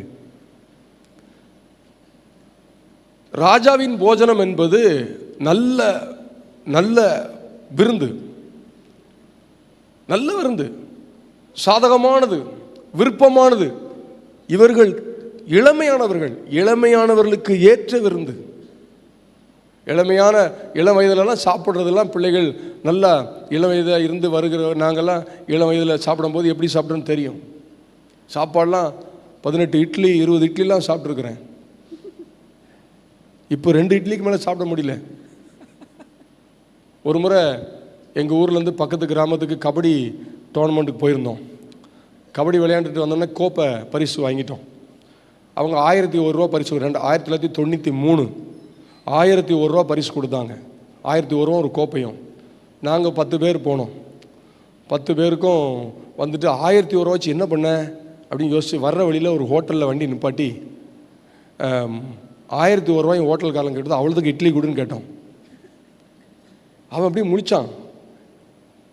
நான் வியாபாரம் பண்ணதுக்கு போட்டிருக்க மொத்தத்தையும் கேட்டேன். என்ன சாப்பிட தான் போகிறோம், பார்சலில் எங்கேயும் உட்காந்து சாப்பிடணும்னு சொல்லி போட்டி போட்டு 25 இட்லி 28 இட்லி சாப்பிட்டுட்டு கடையில் அந்த டேபிள்லேருந்து கீழே இறங்கும்போது தவண்டு ரோட்டுக்கு வந்தோம். சாப்பிட நடக்க முடியல, ஏன்னா நடந்தால் மேலே வருது. இதுதான் வாலிப வயதின் அனுபவம். அந்த மாதிரி நல்ல ஒரு சாதகமான சூழ்நிலை தீர்க்கதரிசி, சாரி, இவர் தானியேல் தீர்க்கதரிசி கூட இருக்கிறவர்களுக்கு இருக்குது. இவர்கள் எல்லாரும் சாத்ராக், மேஷாக், ஆபேத்நேகோ எல்லாரும் சேர்ந்து நல்ல ஃபுல் கட்டு கட்டக்கூடிய வாய்ப்பு இருக்கு. ஆனால் இவர்களுடைய இருதயத்தில் என்ன தீர்மானம் பண்ணாங்க? நான் இதுக்கு ஒத்து போக மாட்டேன். சுத்திலும் விருப்பப்பட்ட சாப்பாடு. ஆனால் நிறைய பேர் சொல்றாங்க, நான் நல்ல ஜோமுன்னு பயங்கர விக்கிரகாராதனைங்க வீட்டை சுத்திலும். ஏன்டா சார் நிறைய பேர் சொல்லியிருக்கிறாங்க, ஒரே பிசாசு கூட்டங்க, எங்கள் வீட்டுக்கு முன்னாலேயும் கோயில், பின்னாலேயும் கோயில், சைட்லேயும் கோயில். அப்புறம் எப்படி தான் நான் ஜோம் பண்ணுறது? அதுக்கு தாங்க தாவீதின் கூடார ஜெபம்னு வச்சிருக்கிறோம். இங்கே வாங்க, அது இவ்வளோ தூரம் வரணுமே, அப்போ அங்கே இருந்து ஜோம் பண்ணுங்க. சுற்றிலும் கோயிலாக இருக்க, அப்போ உங்களை எங்கே அனுப்பணும்னா சந்திர மண்டலத்துக்கு அனுப்பணும். அங்கே கோயில் இல்லை, சந்திர மண்டலத்துக்கு அனுப்பிடலாம், அல்லது போட்டு தள்ளிடலாம். பரலோகத்தில் போனால் பிரச்சனை கிடையாது, அங்கே இந்த கோயிலே கிடையாது பரலோகத்தில். இதே மனசில் பார்த்தீங்கன்னா எப்போ பார்த்தாலும் நெகட்டிவாகவே யோசிக்கிறது. எவ்வளவு எதிர்மறையாக வந்தாலும் அதை நேர்மறையாக ஆக்கிற பவர் நமக்குள்ள இருக்கு. எப்பா இதுக்காவது ஆமேன்னு சொல்லிட்டீங்களா? சந்தோஷமா இருக்குங்க. தோத்துறோம் ஆண்டவரே, பிக்கப் ஆயிடுச்சு வண்டி. இனிமே பிரசங்கத்தை நான் முடிச்சிடலாம் தைரியமா. அப்போ இந்த வாலிபர்களுக்கு சூழ்நிலை சாதகமா இல்லை. அதாவது உபவாசம் சொல்ற அன்னைக்கு வீட்டில் பிரியாணி செய்வாங்க பாருங்க, அந்த மாதிரி இது. எத்தனை பேர் அப்படி உபவாசத்தை முடிச்சிங்களா எனக்கு தெரியல. இல்லை பக்கத்து வீட்டுக்காரன் பிரியாணி கட்டுவான் நம்ம உபவாசம்னு சொல்ற அன்னைக்கு என்ன சொல்லுவோம்? ஒரே போராட்டம் இருக்கு. போராட்டம்லாம் கிடையாது, மைண்ட் தான் சரி கிடையாது. போராட்டம் என்ன போராட்டம்? இவங்க பிரியாணி சாப்பிட்றதுனால, பிரியாணி சாப்பிடாம ஜோம் பண்ணுறதுனால பரலோகமே இறங்கி கீழே வந்துட போதா? இதெல்லாம் ஒன்றும் கிடையாது. ஆனால் இதில் ஒரு முக்கியமான காரியத்தை நான் அழுத்தி சொல்ல போகிறேன் இந்த வசனத்தில். அதாவது நல்லா கவனிங்க, இதில் நான் மறுபடியும் சொல்கிறேன், இங்கே இருக்கிற எல்லாருமே தீர்மானம் பண்ணவர்கள் எந்த ஒரு, அதை என்ன சொல்கிறது, உலகத்தோடு ஒத்த வேஷம் போடவே இல்லை அப்படின்னு நான் கேரண்டி கொடுக்குறேன். நம்ம சபை தானே, என்ன நானும் வளர்ந்த சபை தானே, என் சபை எப்படி எனக்கு தெரியாதா? ஆனால் அடுத்து பாருங்க, தன் இருதயத்தில் தீர்மானம் பண்ணிக்கொண்டு தன்னை தீட்டுப்படுத்தாதபடி பிரதானிகளின் தலைவனிடத்தில் சண்டை போட்டான், வேண்டிக் கொண்டான். இல்லையே, அப்படியே இருக்கு உங்க பைபிள்ல. இன்னைக்கு நம்ம பண்றதெல்லாம் அதான். இந்த பார், நான் ரட்சிக்கப்பட்டேன், உனக்கு எனக்கு சொந்தம் கிடையாது, உறவு கிடையாது, போயிரு. நான் சர்ச்சில் ஆண்டவர் சொல்லி கொடுத்தாரு, நான் பிரித்தெடுக்கப்பட்ட சந்ததி, நான் உலகத்தோடு ஒத்த வேஷம் தரிக்க மாட்டேன், நான் வரமாட்டேன், போ, உனக்கு எனக்கு மூஞ்சிலே முடிக்காத, போ, எனக்கு ஏசப்பா போதும், எங்கள் சர்ச்சில் இருக்க ஆட்கள் போதும்னு சொல்லி நிறைய பேர் சொந்தங்களை வேஸ்ட் பண்ணிட்டீங்க. அந்த சொந்தங்களை ரட்சிக்கிறதுக்கு தான் உங்களை ரட்சித்தார். ஆனால் நம்ம அங்கேருந்து கட் பண்ணி இங்கே ஓட்டிட்டோம். சுத்தமான பைக்கை திருப்பியும் சுத்தமாக்குற மாதிரி, காரு கழுவாங்கள, சுத்தமாக இருக்கிற காரை கொண்டு வாட்டர் வாஷ் கூட்ட மாதிரி. எதுக்கு ரட்சித்தார்? எதுக்காக ஆண்டவர் உங்களை தெரிந்தெடுத்தார்? அந்த கூட்டத்தில் இருந்து அவர்களோடு ஒத்த வேஷம் தரிக்காம இருந்து, நான் ஒத்த வேஷம் தரிக்காத பாடுறா, எனக்குள்ள கடவுள் இருக்கிறார், என்னுடைய செயல்பாடு பாரு காட்டுறதுக்கு. ஆனால் அதை விட்டுட்டு அங்கே வெட்டிட்டு இங்கே ஓட்டிட்டோம். கல்யாணத்துக்கு போகிறது கிடையாது, எதனா சாவுனா போகிறது கிடையாது. எனக்கு தெரிஞ்ச ஒரு பாஸ்டர் இருக்கிறார், அந்த ஊர் பேரெல்லாம் சொல்ல மாட்டேன். அந்த ஊர் பார்த்திங்கன்னா ஒரு அந்த பட்டணம், அந்த நம்ம தமிழ்நாட்டுக்குள்ள தான் பெரிய பட்டணம். அங்கே கிறிஸ்தவ எதிர்ப்பாளர்கள் அதாவது ஆர்எஸ்எஸ் அவங்களுடைய ஆளுகையும் அதை சார்ந்த கூட்டத்துடைய ஆளுகையும் அதிகம். சபை நடத்துகிற ரொம்ப சவால். அவர் பார்த்திங்கன்னா, அவர் சர்ச்சில் ஒரு நாள் பிரசங்கம் பண்ண போயிருந்தேன். அவர் சொன்னார், இது இந்த இடம் யாருதுன்னு, இது ஒரு தர வாடகையில் நாங்கள் கட்டியிருக்கிறோம், இது ஒரு ஆர்எஸ்எஸ் தலைவருடையதுன்னாரு. எனக்கு பகீர், எப்படியா கொடுத்தான்? நான் அவர் ஃப்ரெண்டுன்னாரு. அப்போ சொந்தக்காரன்னு கேட்டேன். இல்லை, அவர் சொன்னார், அந்த மனுஷன் இந்த இடத்த கொடுத்துட்டு சொன்னாராம், கொஞ்ச நாள் பார்ப்பேன், நீ என்ன பண்ணுறன்னு பார்ப்பேன், நீ வில்லங்கமாக வேலை பண்ணால் உன்னை காலி பண்ணிடுன்னு சொல்லி தான் இடத்த கொடுத்தாரு. இவர் என்ன பண்ணிட்டார் தெரியுமா? அந்த பின்னால் உள்ள தெருவில் உள்ள மக்கள்கிட்டையும் போய், பாருங்கள், நான் இப்போ சர்ச்சு கட்டியிருக்கிறேன், உங்கள் வீட்டில் கல்யாணம், காது குத்து, எதனா ஃபங்க்ஷன் இருந்ததுன்னா, அது சின்ன சின்ன வீடுகளாக இருக்கும், அப்படி ஏதாவது ஃபங்க்ஷன்னா சொந்தக்காரங்க தங்க இடம் இல்லைன்னா நம்ம சர்ச்சில் தங்கிக்கிங்க, தண்ணி யூஸ் பண்ணிக்கிங்க, பாத்ரூம் யூஸ் பண்ணிக்கிங்க, நீங்கள் எத்தனை பேர் வேணாலும் தங்கலான்னு முதல்ல ஒரு ஆஃபர் கொடுத்துட்டாரு. அதுக்கப்புறம் என்ன பண்ணிட்டாரு, எந்த கல்யாணம், சாவு எல்லாத்துலேயும் முதல்ல போய் நிற்பார். எல்லாரும் மனசில் இடம் பிடிச்சிட்டாரு. இப்போ அவர் சொல்கிறாரு, அவர் சொல்றாரு, பாஸ்டர் இதெல்லாம் வந்து வெளியில் சொல்லிடுறாங்கன்னு சொன்னார். நான் அவர் பேரை சொல்லாதனால இதை சொல்கிறேன். இதை அவர் சொல்றாரு, இந்து கோயிலில் திருவிழான்னா அந்த கோயில் பூசாரி கொண்டு வந்து கோயிலில் திருவிழா, ஃபாதர் எனக்கு மந்திரிச்சு விடுங்க பாறான். உண்மை, இப்போ கூட இருக்கிறார் அவர். நான் இப்போ ஒரு 4 மாதத்துக்கு மட்டும் தான் போயிட்டு இருந்தேன். இப்போ திருவிழா அன்னைக்கு முதல் நாள், மெயின் திருவிழா அன்னைக்கு நீங்கள் வந்துருக்கணும். நான் கேட்டேன், போவீங்களா? போவேன்னாரு. என்ன பண்ணுவீங்க கேட்டேன். அங்கே போய் நான் போய் சும்மா நின்னா போதும், ஐயர் ஓத ஆரம்பிச்சிருவாரு. நான் போய் நின்றுட்டு அந்நிய பாஷை பேசி அங்கே இருக்க எல்லாருக்கும் ஜெபம் பண்ணுவேன்னாரு. என்ன வாய்ப்பு தெரியுமா அது? சூழ்நிலை எப்படி ஆக்குறாங்க பாருங்க. உலகத்து ஒத்த வேஷம் தரிக்கல தான், ஆனா நான் இருக்கிற இடம் எங்கங்கிறது முக்கியம். நான் அங்க இருந்து என்ன பண்றேங்கிறது முக்கியம். இடத்த காலி பண்ணிட்டு ஓடுறது இல்லை. சில நேரம் கேட்பாங்க ஃபோன் பண்ணி. அன்னைக்கு ஒரு நாள் கோயம்புத்தூர்ல ஒரு சர்ச்சில் பேச போயிருந்தேன். என் நம்பரை வந்து பொதுவாக யாரையும் கொடுக்குறது இல்லை. நான் எந்த சபைக்கு போனால் என் நம்பரை கொடுக்க மாட்டேன். பாஸ்டர்கிட்ட சொல்லிடுவாங்க, ஏதாவது பேசுனாங்கன்னா உங்கள்கிட்ட பேசிக்கிட்டு பாஸ்டர் எனக்கு ஃபோன் வரக்கூடாது. அந்த பாஸ்டர் ஒரு வயசானவர், 70 வயசு அவருக்கு. என் நம்பரை கொடுத்துட்டாரு. நான் தூங்கிட்டு இருக்கிறேன். காலைல 5 மணிக்கு ஒரு அம்மா ஃபோன் அடிக்கி, பாஸ்டர் ஆண்டவர்கிட்ட ஜெபம் பண்ணி சொல்லுங்க, என் வீடை காலி பண்ணணுமா வேண்டாமா? உங்கள் வீடை நான் கேட்டேன், உங்கள் வீடை காலி பண்ணுறதுக்கு நான் எப்படி பதில் சொல்ல முடியுங்க? இல்லை என்ன அடிக்கடி எனக்கு ஒரே அமுக்குது. என்ன நான் சொன்னேன் காலி பண்ணிருங்க. என்ன உடனே சொல்லிட்டீங்க? காலி பண்ணுற வேண்டி தானே. நானே தூக்கத்தில் இருக்கிறேன், வச்சுட்டேன் ஃபோனை. அந்த அம்மா விடுறதில்ல. ஒரு வாரத்தில் 4 முறை எனக்கு ஃபோன் அடிச்சது. 2 நாள் கழிச்சு திருப்பி அடிச்சது. பாஸ்டர் தயவுசெய்து சொல்லுங்கள் பாஸ்டர். எப்போ அடிக்கும் போதெல்லாம் காலைல 5 மணிக்கு அடிக்குது. பாஸ்டர் தயவுசெய்து சொல்லுங்கள், நான் எடுக்கணும், வீட்டில் பொருளெல்லாம் காலி பண்ணுமா வேண்டாமா? நான் உங்களே காலி பண்ணணுமா? நான் வீட்டை காலி பண்ணுற அப்புறம் அதோட ஃபோன் வரல எனக்கு. என்ன விஷயம்னா, நம்மளை யாரோ தாக்குறாங்க, நம்மளை யாரோ நெருக்கிறாங்க, அடுத்தது நம்மளுக்கு யாரோ சூனியம் பண்ணிட்டாங்க, நம்மளை யாரோ கெடுத்துட்டாங்க. ஆண்டவர் இயேசு சொல்றாரு, அவர் கண்ணு நம்மளை பார்த்துருக்கு. நம்ம தான் அடுத்தவனை காலி பண்ணுவோம். வசனத்தை வச்சு காலி பண்ணுவோம், வார்த்தையை வச்சு காலி பண்ணுவோம், பிசாசை அவனுடைய சேனையை காலி பண்ணுவோம். நம்ம எங்க இருக்கிறோங்கிறது விஷயம் இல்லை, என்ன பண்றோங்கிறத விஷயம். ஆமென். உலகத்தோடு ஒத்த வேஷம் தரிக்காம என்ன பண்றாருன்னா, வேண்டிக் கொண்டானோ பிரதானிகளின் தலைவரத்தில் என்ன வேண்டிக் கொண்டோம்? ஐயா நான் எனக்கு செட் ஆகுது ஐயா, ப்ளீஸ் யா. நம்ம நான் யார் தெரியுமாடா? நான் ரட்சிக்கப்பட்டிருக்கேன்டா. ரட்சிக்கப்பட்டா தோத்துறோம். ஆவிக்குரிய முதிர்ச்சியின் அடையாளம், 3வது அடையாளம், உலகத்தோடு ஒத்த வேஷம் தரிக்க மாட்டாங்க. ஆனா எப்படி இருப்பாங்க? வேண்டிக் கொள்வார்கள். வேண்டிக் கொள்வார்கள், மிரட்ட மாட்டாங்க. தோத்துறோம். நம்மெல்லாம் எம்எல்ஏ ஆகலை, ஏன் தெரியுமா? ஊரே காலி பண்ணியிருப்போம். நம்மெல்லாம் எம்பி ஆகலை, ஏன் தெரியுமா? நம்ம இந்தியாவே நேரம் வித்திருப்போம். நான் எம்பியான வித்திருப்பேன், அதனால ஆகலை. அப்படிதான் நான் நினைக்கிறேன். ஏன் எனக்கு நல்லது கிடைக்கல அப்படின்னு யாராவது சொல்றீங்களா? ஏன் எனக்கு அது கிடைக்கல? ஏன் கிடைக்கலன்னா அவர் ஏதோ பிளான் வச்சிருக்கிறாரு. ஏன் கோடாரி தண்ணியில் விழுந்துச்சு, அப்பதான் நீ கரெக்டாவ. இந்த காலை வேளையில உங்களுக்கு நான் சொல்றேன், உங்களுக்கு இருக்கிற சவாலான சூழ்நிலைகள் எல்லாமே ஆண்டவருடைய கண் பார்வையில தான் நடக்கிறது என்பதை மறந்துடாதீங்க. கர்த்தருடைய கண் பார்வையில தான் நடக்குது.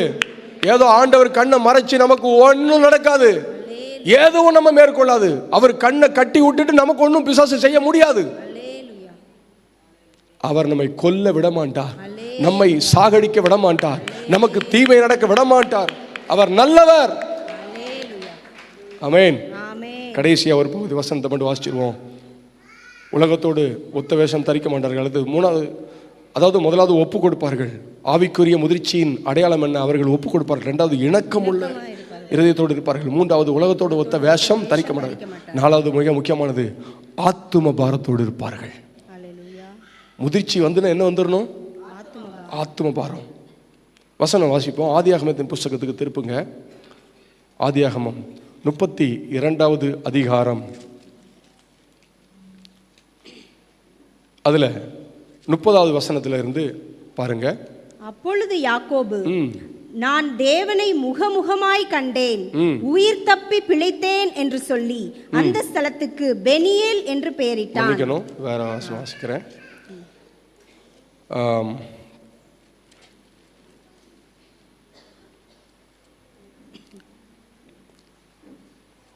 அந்த ஆபிரகாமுடைய ஜெபத்தை எடுங்க. என் பெயரை கிறுக்கி போடும் என்று சொல்லி ஆத்தும பாரத்தோடு, அதாவது பாவம் செய்த உடனே இந்த வசனத்தை எடுத்துங்க. கன்றுக்குட்டியை உண்டாக்கி பாவம் செஞ்சிட்டான். மோசே வசனம் வாசிங்க. யாத்ராகமம். மன்னிக்கணும். அவர் சொல்றாரு, என்னுடைய பெயரை கிறுக்கி போடும் புஸ்தக தேவரீர் அவர்கள் பாவத்தை மன்னித்தருளுவீரானால். வசனம் சொல்லிருங்க. வசனம் சொல்லு. யாத்ராகமம் 32:32. ஆகிலும் தேவரீர் அவர்கள் பாவத்தை மன்னித்தருளுவீரானால் மன்னித்தருளும், இல்லாவிட்டால் நீர் எழுதின உம்முடைய புஸ்தகத்திலிருந்து என் பெயரை கிறுக்கி போடும் என்றான். நல்லா கவனிங்க. ரொம்ப வல்லமையான தேவ தாசர் மோசே. பரிசுத்தத்துக்கு முக்கியத்துவம் கொடுக்கிறவர், பாவத்துக்கு விரோதமாய் அவ்வளவு வைராக்கியம். ஆனா அவ்வளவு பேரையும் கொண்டு போடுங்க ஆண்டவர்னு சொல்லாம பாரம் உள்ள தேவ மனுஷன். ஆண்டவரே அவங்களை எல்லாரும் என்ன செய்யுங்க, மன்னிங்க. வசனம் படிங்க அந்த வசனத்தை. ஆகிலும் அவர்கள் பாவத்தை மன்னித்தருளும். ஆண்டவரே அவன் பண்ண தப்பு தான், மன்னிங்கன்னு கூட தைரியமா பேச முடியல அவரால். ஆண்டவரே அவர் பாவம், ஏன்னா அந்த மாதிரி ஒரு பாவம் ஆண்டவர் அருவருக்கிற அந்த பாவம். ஆனா அவர் சொல்றாரு, மன்னிக்க முடிஞ்சா மன்னிங்கப்பா, அப்படி இல்லைன்னா இல்லாவிட்டால் நீர் எழுதின உம்முடைய புஸ்தகத்திலிருந்து என் பெயரை கிறுக்கி போடும் என்றான். இப்போ மோசே பெயரை கிறுக்கி போடுன்னு சொன்னது நம்ம அப்படியே எழுத்தின்படி அதை பார்த்தோம்னு வச்சுங்களேன். பேரை எழுதுனதை அழிக்கிறது பெரிய விஷயமா? அழிச்சா திருப்பி எழுதிட்டு போவார் அப்படின்னு வரும். இதுக்கு என்ன அர்த்தம் தெரியுமா? ஆவிக்குரிய அர்த்தம், ஆண்டவரே நாம் பாதிக்கப்பட்டாலும் பரவாயில்ல, பாவத்திலிருந்து ஜனங்கள் விடுதலையாக்கப்படணும். எனக்கு அற்புதம் நடக்காட்டாலும் பரவாயில்ல, பாவத்திலிருந்து ஜனங்கள் விடுதலையாக்கப்படணும். நான் விருப்பப்பட்டது எனக்கு கிடைக்காட்டாலும் பரவாயில்ல, பாவத்திலிருந்து ஜனங்கள் விடுதலையாக்கப்படணும். இவர்கள் தான் யாரு? ஆவிக்குரிய முதிர்ச்சி அடைந்தவர்கள். உங்களுக்குள்ள ஆவிக்குரிய முதிர்ச்சி வந்துச்சுன்னா உங்க தேவையை கேட்க மாட்டீங்க, ஜனங்களுடைய தேவையை கேட்பீங்க. ஆமென். ஆவிக்குரிய முதிர்ச்சி வந்தவர்கள் தன்னுடைய ஜப குறிப்பை முக்கியத்துவப்படுத்த மாட்டாங்க, தேசத்தின் ஜப குறிப்பை முக்கியத்துவப்படுத்துவாங்க. ஆவிக்குரிய முதிர்ச்சி அடைந்தவர்கள் அழிந்து போற ஆத்துமாக்களுக்காக பாரப்பட்டு உபவாசம் போடுவார்களோ ஒழிய தன்னுடைய தேவைக்காக உபவாசம் போட மாட்டாங்க. இன்னைக்கு நிறைய 90% மக்கள், கர்த்தருடைய பிள்ளைகள், உபவாசத்துடைய காரணம் என்னன்னு சரியா தெரியாம போட்டு உட்கார்ந்துட்டு அழுதுட்டு இருக்குது. உங்களுக்கும் எனக்கும் ஒரு நன்மை செய்வதற்கு ஆண்டவருக்கு என்ன பிடிக்காதா? பாவத்தை விட்டு மனம் திரும்பி வந்தோம், இயேசுவின் ரத்தத்தால் கவலைப்படும், சபையில் ஞானஸ்நானத்தை அங்கத்தினராக இருக்கிறோம், சபையில் ஊழியத்துக்கு போகிறோம். ஆண்டவரை எனக்கு ஒரு தேவை இருக்குது கொடுங்கன்னு கொடுத்தா கேட்டால் அவர் தரதுக்கு பிடிக்காதான்னு சரி பிடிக்காதுன்னே வச்சுக்கோமே. அப்போ நம்ம உபவாசப்பட்ட உடனே அவர் டக்குன்னு அவருக்கு வயிறு வலிக்குமா? எப்படி நம்ம உபவாசப்பட்ட உடனே இயேசுநாதருக்கு வயிறு வலிச்சிருமோ? ஐயோ நீ உபவாசம் போடுறதுல எனக்கு ரொம்ப பசிக்குதுரா, அதனால நான் பசி எடுக்காம இருக்க உனக்கு கொடுக்குறேன்னு கொடுக்குறாரா? நிறைய பேர் அப்படிதான் உபவாசம் இருக்குது. எனக்கு அது தாரும், எனக்கு என் பிள்ளைக்கு கல்யாணம் ஆகலைங்க, நான் ஒரு வாரம் உபவாசம். ஆண்டவர்கிட்ட போட்டால் உன் பிள்ளைக்கு கல்யாணம் ஆனான்னா ஆகாட்டம் நம்பர். உபவாசம் கல்யாணம் ஆகாததுக்கு நான் குறையா சொல்ல, கல்யாணம் ஆகலை தெரியுமா? என் பையனுக்கு ஏற்ற படிப்பு பொண்ணு கிடைக்கல, எங்க ஜாதி பொண்ணு கிடைக்கல, என்ன எங்க கோத்திரம் வரல, அப்புறம் நாங்கள் கட்டின மாதிரி வீடு அவங்ககிட்ட இல்லை, இப்போதைக்கு கல்யாணம் ஆகாது, கன்ஃபார்ம் ஆகாது. எதையாவது ஒன்று விடணும்ல, எதுலையாவது ஒன்று இறங்கி வரணும்ல. இதெல்லாம் வச்சுக்கிட்டு இதுக்கு வேற என்னவா உபவாசமா? இதுக்கு இவ்வளோ காரியத்தை உள்ள வச்சுக்கிட்டு ஆண்டவரே இறங்கும் ஐயா மனம் இறங்கும் கேட்டால் காலையிலேருந்து உபவாசமா? உண்மையாக சொல்கிறேன், அந்த உபவாசத்துக்கு பதில் கிடைச்சதா? யாருன்னா கேட்டு பாருங்க. அப்படிப்பட்டவங்க கிடைக்க வாய்ப்பே கிடையாது. அப்படி கிடைச்சிருந்துன்னு வச்சுக்கலாம், அதுக்கு ஒரு பதில் சொல்கிறேன். செத்து பேரை கூடன்னு கொடுத்துட்டார். நீ உபவாசம் இருந்து செத்து போயிட்டனா எனக்காக வாழ முடியாமல் போயிடும், சரி போனால் போதுன்னு கொடுத்துட்டார். அதை வேற ஒரு சாட்சியை வேற சொல்லி கல்யாணத்துக்காக உபவாசம் இருந்தேன். என் உபவாசத்தின் ஜபத்தை கேட்டு, உபவாசம் தேசத்துக்காக இருங்க. உங்க வீட்டு பக்கத்து வீட்டில் உள்ள மக்கள் ரட்சிப்புக்காக உபவாசம் இருங்க. பக்கத்து வீட்டில் உள்ள பிள்ளைக்கு குழந்தை பிறக்கல, கல்யாணம் ஆகல, அதுக்கு உபவாசம் இருங்க. அது தப்பு இல்லை. ஆமென். அப்படி என்றால் ஆவிக்குரிய முதிர்ச்சியின் அடையாளம் ஆத்தும பாரம். இப்போ இந்த ரெண்டையும் சேர்த்து கை வச்சோம்னு போகிறோம். முதலாவது, உலகத்தோடு வெத்த வேஷம் தரிக்காமல் இருந்தாலும் இணக்கமாக சாஃப்டாக பேசி நடந்துக்குவேன். அதுக்காகவும் ஆத்தும பாரம் வேணும். நெஞ்சில் கை வச்சு கண்ணை மூடிட்டு, ஆண்டவரே ஆத்தும பாரத்தால் நிரப்புங்க, உலகத்தோடு ஒத்த வேஷம் தரிக்கக்கூடாது, ஆண்டவரே என்னை ஒப்பு கொடுக்குறேன்ப்பா. ஆமேன் ஆமேன். கவனிங்க, நீங்கள் சில நேரத்தில் நான் சிலரை கவனித்து இருக்கிறேன். நம்ம சபையில் இல்லை, வேறு இடங்களில் ஒரு வளர்ந்த அனுபவம் உள்ளவர்கள். அன்றைக்கி ஒரு அம்மா பாருங்கள், அவங்க காதில் ஓட்டையே போடல, அவங்களுக்கு 70 வயசு. அப்படின்னா அவங்க எவ்வளோ பெந்தெகோஸ்து அனுபவத்தில் இருக்கிறவங்க பாருங்கள். ஒரு நாள் அவங்க திருநெல்வேலியில் நான் ஜோமனை எங்கள் ஊருக்கு போயிருக்கும்போது ஜோமனை போனேன். அவங்க என்னை கூப்பிட்டாங்க ஜோமனை. எனக்கு யாருன்னு தெரியாது. நான் அந்த வழியாக போனேன், என்னை பாஸ்டர்னு கண்டுபிடிச்சிட்டாங்க. நீங்கள் பாஸ்டர் ஆனாங்க. ஆமாண்ணே, ஒரு ஜோமனுங்க. நான் எனக்கு வேலை இந்த மாதிரிலாம் போகிறதில்லைண்ணா. எங்கள் விசுவாசி வீட்டுக்கு விசிட்டிங் போகிறதே கிடையாது. நான் சர்ச்சில் வந்து உட்காந்து மணிக்கணக்காக அவங்களுக்காக ஜோம் பண்ணி அவங்களோடு பேசுகிறது தான் எனக்கு வழக்கம். சரி, கூப்பிட்டாங்களான்னு போனேன். அவங்க சொன்னாங்க எனக்கு அந்த வியாதி இந்த வியாதினாங்க. சரி, வியாதின்னு சொன்னாங்கன்னா நம்மளை கத்துற அதுக்கு தானே வச்சுருக்கிறான்னு சொல்லி ஜோம் பண்ணேன். அது கேன்சர் வியாதி 4th ஸ்டேஜ், மரண போராட்டத்தில் இருக்கிறாங்க. அப்படி அந்த கதவை பிடிச்சிட்டே நடந்து வந்தாங்க வெளியில். அப்போ தான் நான் ரோட்டு வரதுன்னு பார்த்தேன். ஜோம் பண்ணிட்டு வந்து ஒரு வாரம் கழித்து திருப்பி ஃபோன் பண்ணாங்க. பாஸ்டர், ரிப்போர்ட் மாறிச்சுது, இப்போ வந்து பாதி அளவு குறைஞ்சிச்சின்னு சொல்லி டாக்டர் சொல்கிற. ஒரே சந்தோஷம் எனக்கு. சரி, ஆண்டவர் சுகமாக்கிட்டாருன்னு. திருப்பி ஒரு நாள் ஃபோன் பண்ணாங்க. பாஸ்டர், ஒரு மாதம் கழிச்சு, சரி நல்ல நார்மல் ஆகிட்டாங்க பொழுதுன்னு ஃபோன் எடுத்தேன், பேசினேன். இது நான் என்ன சொல்கிறேன்னா, இந்த மாதிரி வந்து அதாவது உலகத்தோடு ஒத்த வேஷம் தரிக்காமல் இருந்து பாரம்பரியத்தில் மாற்றுறது. ஃபோன் பண்ணி, பாஸ்டர் எங்கள் வீட்டுக்கு ஒரு 3 பாஸ்டர் வந்தாங்க, ஒயிட் அண்ட் ஒயிட் போட்டிருந்தாங்க அப்படின்னு சொல்லிட்டு இருக்கும்போது எனக்கு ஒரு விஷயம் தெரியுது. அவங்க ஃபோனில் பேசும்போது அடுத்து கேட்டேன், உங்கள் வீட்டில் கார்னரில் அந்த வெள்ளை டைல்ஸை உடைச்சிட்டு உள்ளேருந்து ஒரு தகடு எடுத்தாங்களான்னு. அவங்க கேட்டாங்க, உங்களுக்கு ஃப்ரெண்டாக பாஸ்டர் இருந்தாங்க. நீங்கள் சிரிச்சிட்டீங்க. எனக்கு வந்த 70 வயசு, அவங்க வயசுக்காக நான் அமைதியாக இருந்தேன். உங்களுக்கு ஃப்ரெண்டானாங்க. எவ்வளோ பெரிய வெளிப்பாடை கத்தர் ஒரு நிமிஷத்தில் கொடுத்தாருன்னு சொல்லி நான் நினச்சி பேசிகிட்டு இருக்கிறேன். ஃப்ரெண்டுன்னு கேட்காங்க. அடுத்து கேட்டேன், 1.25 லட்சம் பேசி 1 லட்சம் கொடுத்தீங்களான்னு. எனக்கு ஆண்டவர் தீர்க்க தரிசனம் வச்சார் வாயில். ஆமாம் பாஸ்டர், இதையும் கரெக்டாக சொல்லிட்டீங்க அப்படின்னாங்க. எனக்கு வந்த உங்கள் பாஸ்டர்கிட்ட போய் முதல்ல சொல்லுங்கண்ணே, உங்கள் சபை போதகட்ட எதுவும் சொல்லுங்கள், உங்களை பாராட்டுவார்.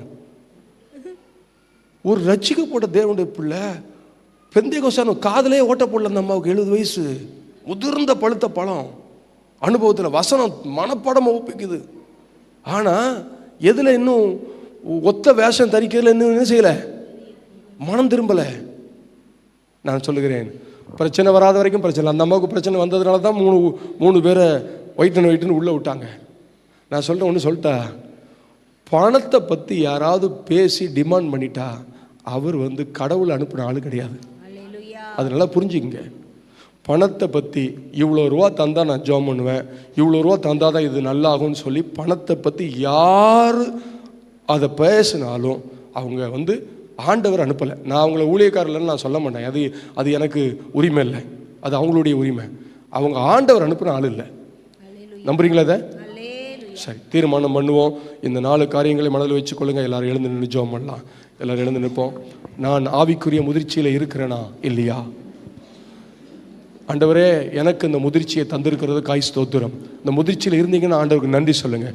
இந்த 4 அனுபவம் உங்களுக்கு இருந்திருக்கலாம், அதுக்காக நன்றி சொல்லுங்கள். ஆண்டவரே, நான் ஒப்பு கொடுக்குறேன், எதுக்கும் நான் ஒப்பு கொடுக்குறேன். ஈஸியாக என்னை சுட்டி காட்டினவுடனே நான் ஒப்பு கொடுத்துருவேன்ப்பா, என்னை ஒப்பு கொடுத்து அர்ப்பணிக்கிறேன். நான் இணக்கமுள்ள இருதயமாக இருப்பேன். ஆண்டவரே, நான் எந்த காரியத்துக்கும் என் இருதயத்தை இணக்கமாக இருக்க ஒப்பு கொடுக்குறேன். உலகத்தோடு ஒத்த வேஷம் தரிக்க மாட்டேன். நான் உலகத்தோடு ஒத்த வேஷம் தரிக்காமல் இருந்தாலும் நான் கண்ணியமாக நடந்து கொள்வேன். எங்கள் உறவினர்கிட்ட கண்ணியமாக நடந்து கொள்வேன். கோபமாக பேச மாட்டேன். என்னை ஒப்பு கொடுக்குற ஆண்டவரே, என்னை ஒப்பு கொடுக்குற ஆண்டவரே, என்னை ஒப்பு கொடுக்குற ஆண்டவரே. ஆத்தும பாரத்தோடு இருப்பேன். ஆண்டவர், இனிமே போடுற உபவாசம்லாம் ஆத்துமாக்களுக்காக இருக்கும். ஆத்தும பாரத்தோடு ஜெபம் பண்ணுவேன். எப்படியாவது எங்கள் தேசம் ரட்சிக்கப்படணும், எப்படியாவது இந்தியா ரட்சிக்கப்படணும். இந்தியாவில் உள்ள மக்கள் எல்லாரும் அப்படியே இந்தியா மேப்பை கண்ணு முன்னாடி கொண்டு வந்து வலது கையை தூக்கம் பார்ப்போம். ஒரு சின்ன ஜெபம் பண்ண போகிறோம். இந்தியாவுக்காக பாரப்படும்படி. ஓ சோத்திரம், ஆவிக்குரிய முதிர்ச்சியின் அடையாளம் அதுதான். ஆண்டவர், இந்தியாவுக்காக நான் பாரப்பட என்னை ஒப்பு கொடுக்குறேன். அப்படியே இந்தியாவுடைய வரைபடத்தை கண்ணு முன்னாடி கொண்டு வந்து கையை உயர்த்தி உங்கள் வலது கையிலேருந்து தேவ வல்லமை இறங்க முடியாது. எல்லாரும் ஒருத்தர் கூட கை கீழே போடாதுங்க தயவு செய்து. நீங்கள் ஜெபம் பண்ண தெரியாட்டாலும் பரவாயில்ல, குழந்தைகளாக இருந்தாலும் பரவாயில்ல, கை தூக்கிடுங்க. ஆவியானுடைய வல்லமை உங்கள் கை வழியாக புறப்படட்டும். எங்கள் தேசம் ரட்சிக்கப்படணும் அப்பா, எங்கள் தேசம் ரட்சிக்கப்படணும். ஆண்டவரே, எங்கள் இந்தியாவில் உங்கள் வல்லமை இறங்கணும். சொல்லுங்க, கையை வைத்திருங்க. ஒருத்தர் கூட கை வைத்தாம இருக்காங்க. கை வலிச்சாலும் பரவாயில்ல, ரொம்ப நேரம் தூக்க போகிறதில்ல, தயவு செய்து கை வைத்துங்க. வயதான தாய்மார் கை வைத்துங்க. உங்கள் கையில் வல்லமை இருக்குது. ஓ, கையை வைத்துங்க. எங்க இந்தியா மேப்பை எங்க கண்ணு முன்னாடி கொண்டு வர ஆண்டவரே. தகப்பனே, எங்கள் இந்தியா ரட்சிக்கப்படணும். எங்க இந்திய மக்கள் எல்லாரும் மனம் திரும்பணும் ஆண்டவரே. எங்கள் இந்தியாவை கர்த்தர் தொடுவீராக. எங்கள் இந்தியா தேசத்துல முழுவதும் என் கையில் இருக்கிற வல்லமை இறங்கி வரட்டும் ஆண்டவரே. என் கையில் இருக்கிற வல்லமை இறங்கி வரட்டும். எங்கள் தேசத்தை ரட்சிப்பீராக. கொஞ்சம் சத்தமா சொல்லுங்களேன், கொஞ்சம் சத்தமா சொல்லுங்களேன், அப்படி கொஞ்சம் சத்தமா சொல்லுங்களேன். எங்கள் தேசத்தை ரட்சிங்க, வார்த்தை சொல்லுங்களேன். அப்படி முடிஞ்ச அந்நிய பாஷை பேசி லபதா கதா ரிகா தலா கடா பதா கலா படோ லஷ்கா தா கோ லே மே ரே நே ரிமனி காத்துரு லப்ரா கன்மா லகா ரகா நகா லோ லைஷா கோ லோ பேசுங்க. அப்படி அந்நிய பாஷை பேசி எங்க தேசம் ரட்சிக்கப்படணும். எங்கள் இந்திய தேசம் ரட்சிக்கப்படணும். லே பரா கடா லகா டா தாரா பேசுங்க. வாயை திறந்து பேசுங்க, சத்தமா பேசுங்க. லே பா கடா தா டரா லகா ரோனோ. எங்கள் இந்தியா வேணும் ஆண்டவரே. இந்தியர்கள் எல்லா மனிதர்களும் இயேசுவே தேவன் என்று அறிக்கையிடணும் ஆண்டவரே. வாயை திறந்து அந்நிய பாஷை நல்லா பேசுங்க, சத்தத்தை உயர்த்தி. அந்நிய பாஷை அடையாளம் பெற்றுக் கொள்ளாதவர்கள் இயேசுவே உங்க வல்லமை இறங்கட்டும், எங்க தேசத்துல உங்க வல்லமை இறங்கட்டும். சொல்லுங்க சொல்லுங்க. தகப்பனே, என் கை வழியா உங்க வல்லமை கடத்தப்படட்டும். என் கை வழியா உங்க வல்லமை கடத்தப்படட்டும். கரங்களை தட்டி கர்த்தரை ஸ்தோத்திரம் பண்ணுவோம்.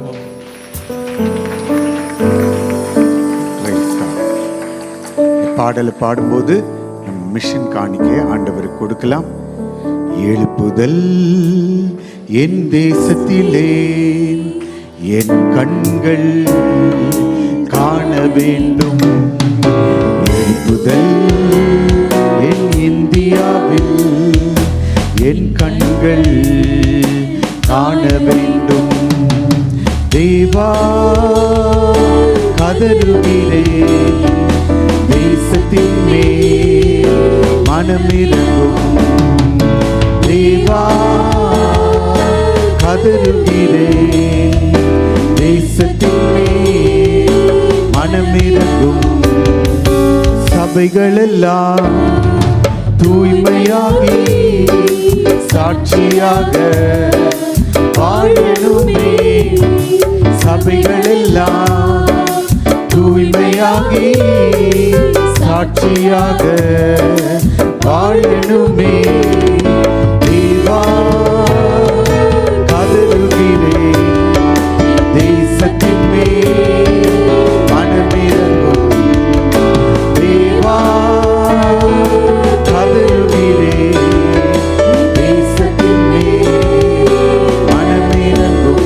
தெருவாய் தெருவாய் இயேசுவின் நாமம் முழங்கணுமே, முழங்கணுமே. தெருவாய் இயேசுவின் நாமம் முழங்கணுமே, முழங்கணுமே. தேவா கதறுகிறேன், தேசத்தின் மேல் மனமிரங்கும். தேவா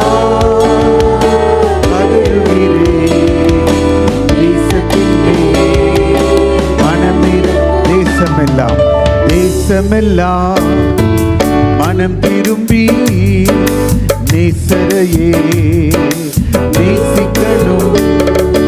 தேசமெல்லாம் மனம் திரும்பி நேசரையே நேசிக்கணும். தேவா கதறுகிறேன், தேசத்தின் மேல் மனமிரங்கும். தேவா கதறுகிறேன், தேசத்தின் மேல் மனமிரங்கும். எழுப்புதல் என் தேசத்திலே என் கண்கள் சபையினிலே. எழுப்புதல் சபையினிலே என் கண்கள் காண வேண்டும். நன்றி ஆண்டவரே. ஆவிக்குரிய முதிர்ச்சியோடு கூட நாங்கள் இருக்க ஆண்டவரே, இணக்கமாக இருக்க ஆண்டவரே, எங்களை ஒப்பு கொடுக்க, உலகத்தோடு கூட நாங்கள் ஒத்த வேஷம் தெரியாமல் ஆத்தும பாரத்தோடு கூட ஆண்டவரே இருக்க எங்களோடு கூட பேசின வார்த்தைகளுக்காக உமக்கு ஸ்தோத்திரம். நன்றி ஆண்டவரே. உம்முடைய விடுதலை, உம்முடைய சுகமாக்குகிற வல்லமை தொடர்ந்து செயல்படுவதாக துதிக்கிறோம். தொடர்ந்து வழி நடத்தும் இயேசுவின் மூலம் கேட்டுக்கொள்கிறோம். எங்களை அதிகமாய் நேசிக்கிற வல்லமையுள்ள அன்பின் பிதாவே, ஆமென். பாஸ்டர் ராஜ்குமார் அவர்கள் உங்களுக்காக தனிப்பட்ட விதத்தில் ஜோம் பண்ணுவார்கள். இந்த கட்டடத்தின் அடுத்த பகுதியில் வாலண்டியர்ஸ் ஹெல்ப் பண்ணுங்க. அங்கே அவங்க உங்களுக்காக ஜோம் பண்ணுவாங்க. சுகம் வேணும், தேவைகளோடு இருக்கிறவங்க அவங்ககிட்ட நீங்கள் ஜோம் பண்ணலாம். என்னை சந்திக்க விரும்புகிறவர்கள் இந்த இடத்துல என்னை சந்திக்கலாம். இன்னும் ஒரு 5-10 நிமிஷத்தில் என்னை இந்த இடத்துல சந்திக்கலாம். தாவீதின் கூடாரம் பால்கனியில் போய் ஜெபிக்கிறவர்கள் அங்கே போய் நீங்கள் ஜெபித்துட்டு நீங்கள் போகலாம். மாலை ஆராதனையும் நமக்கு சுகம் அளிக்கும், விடுதலை அளிக்கும் ஆராதனையாக இருக்கும்.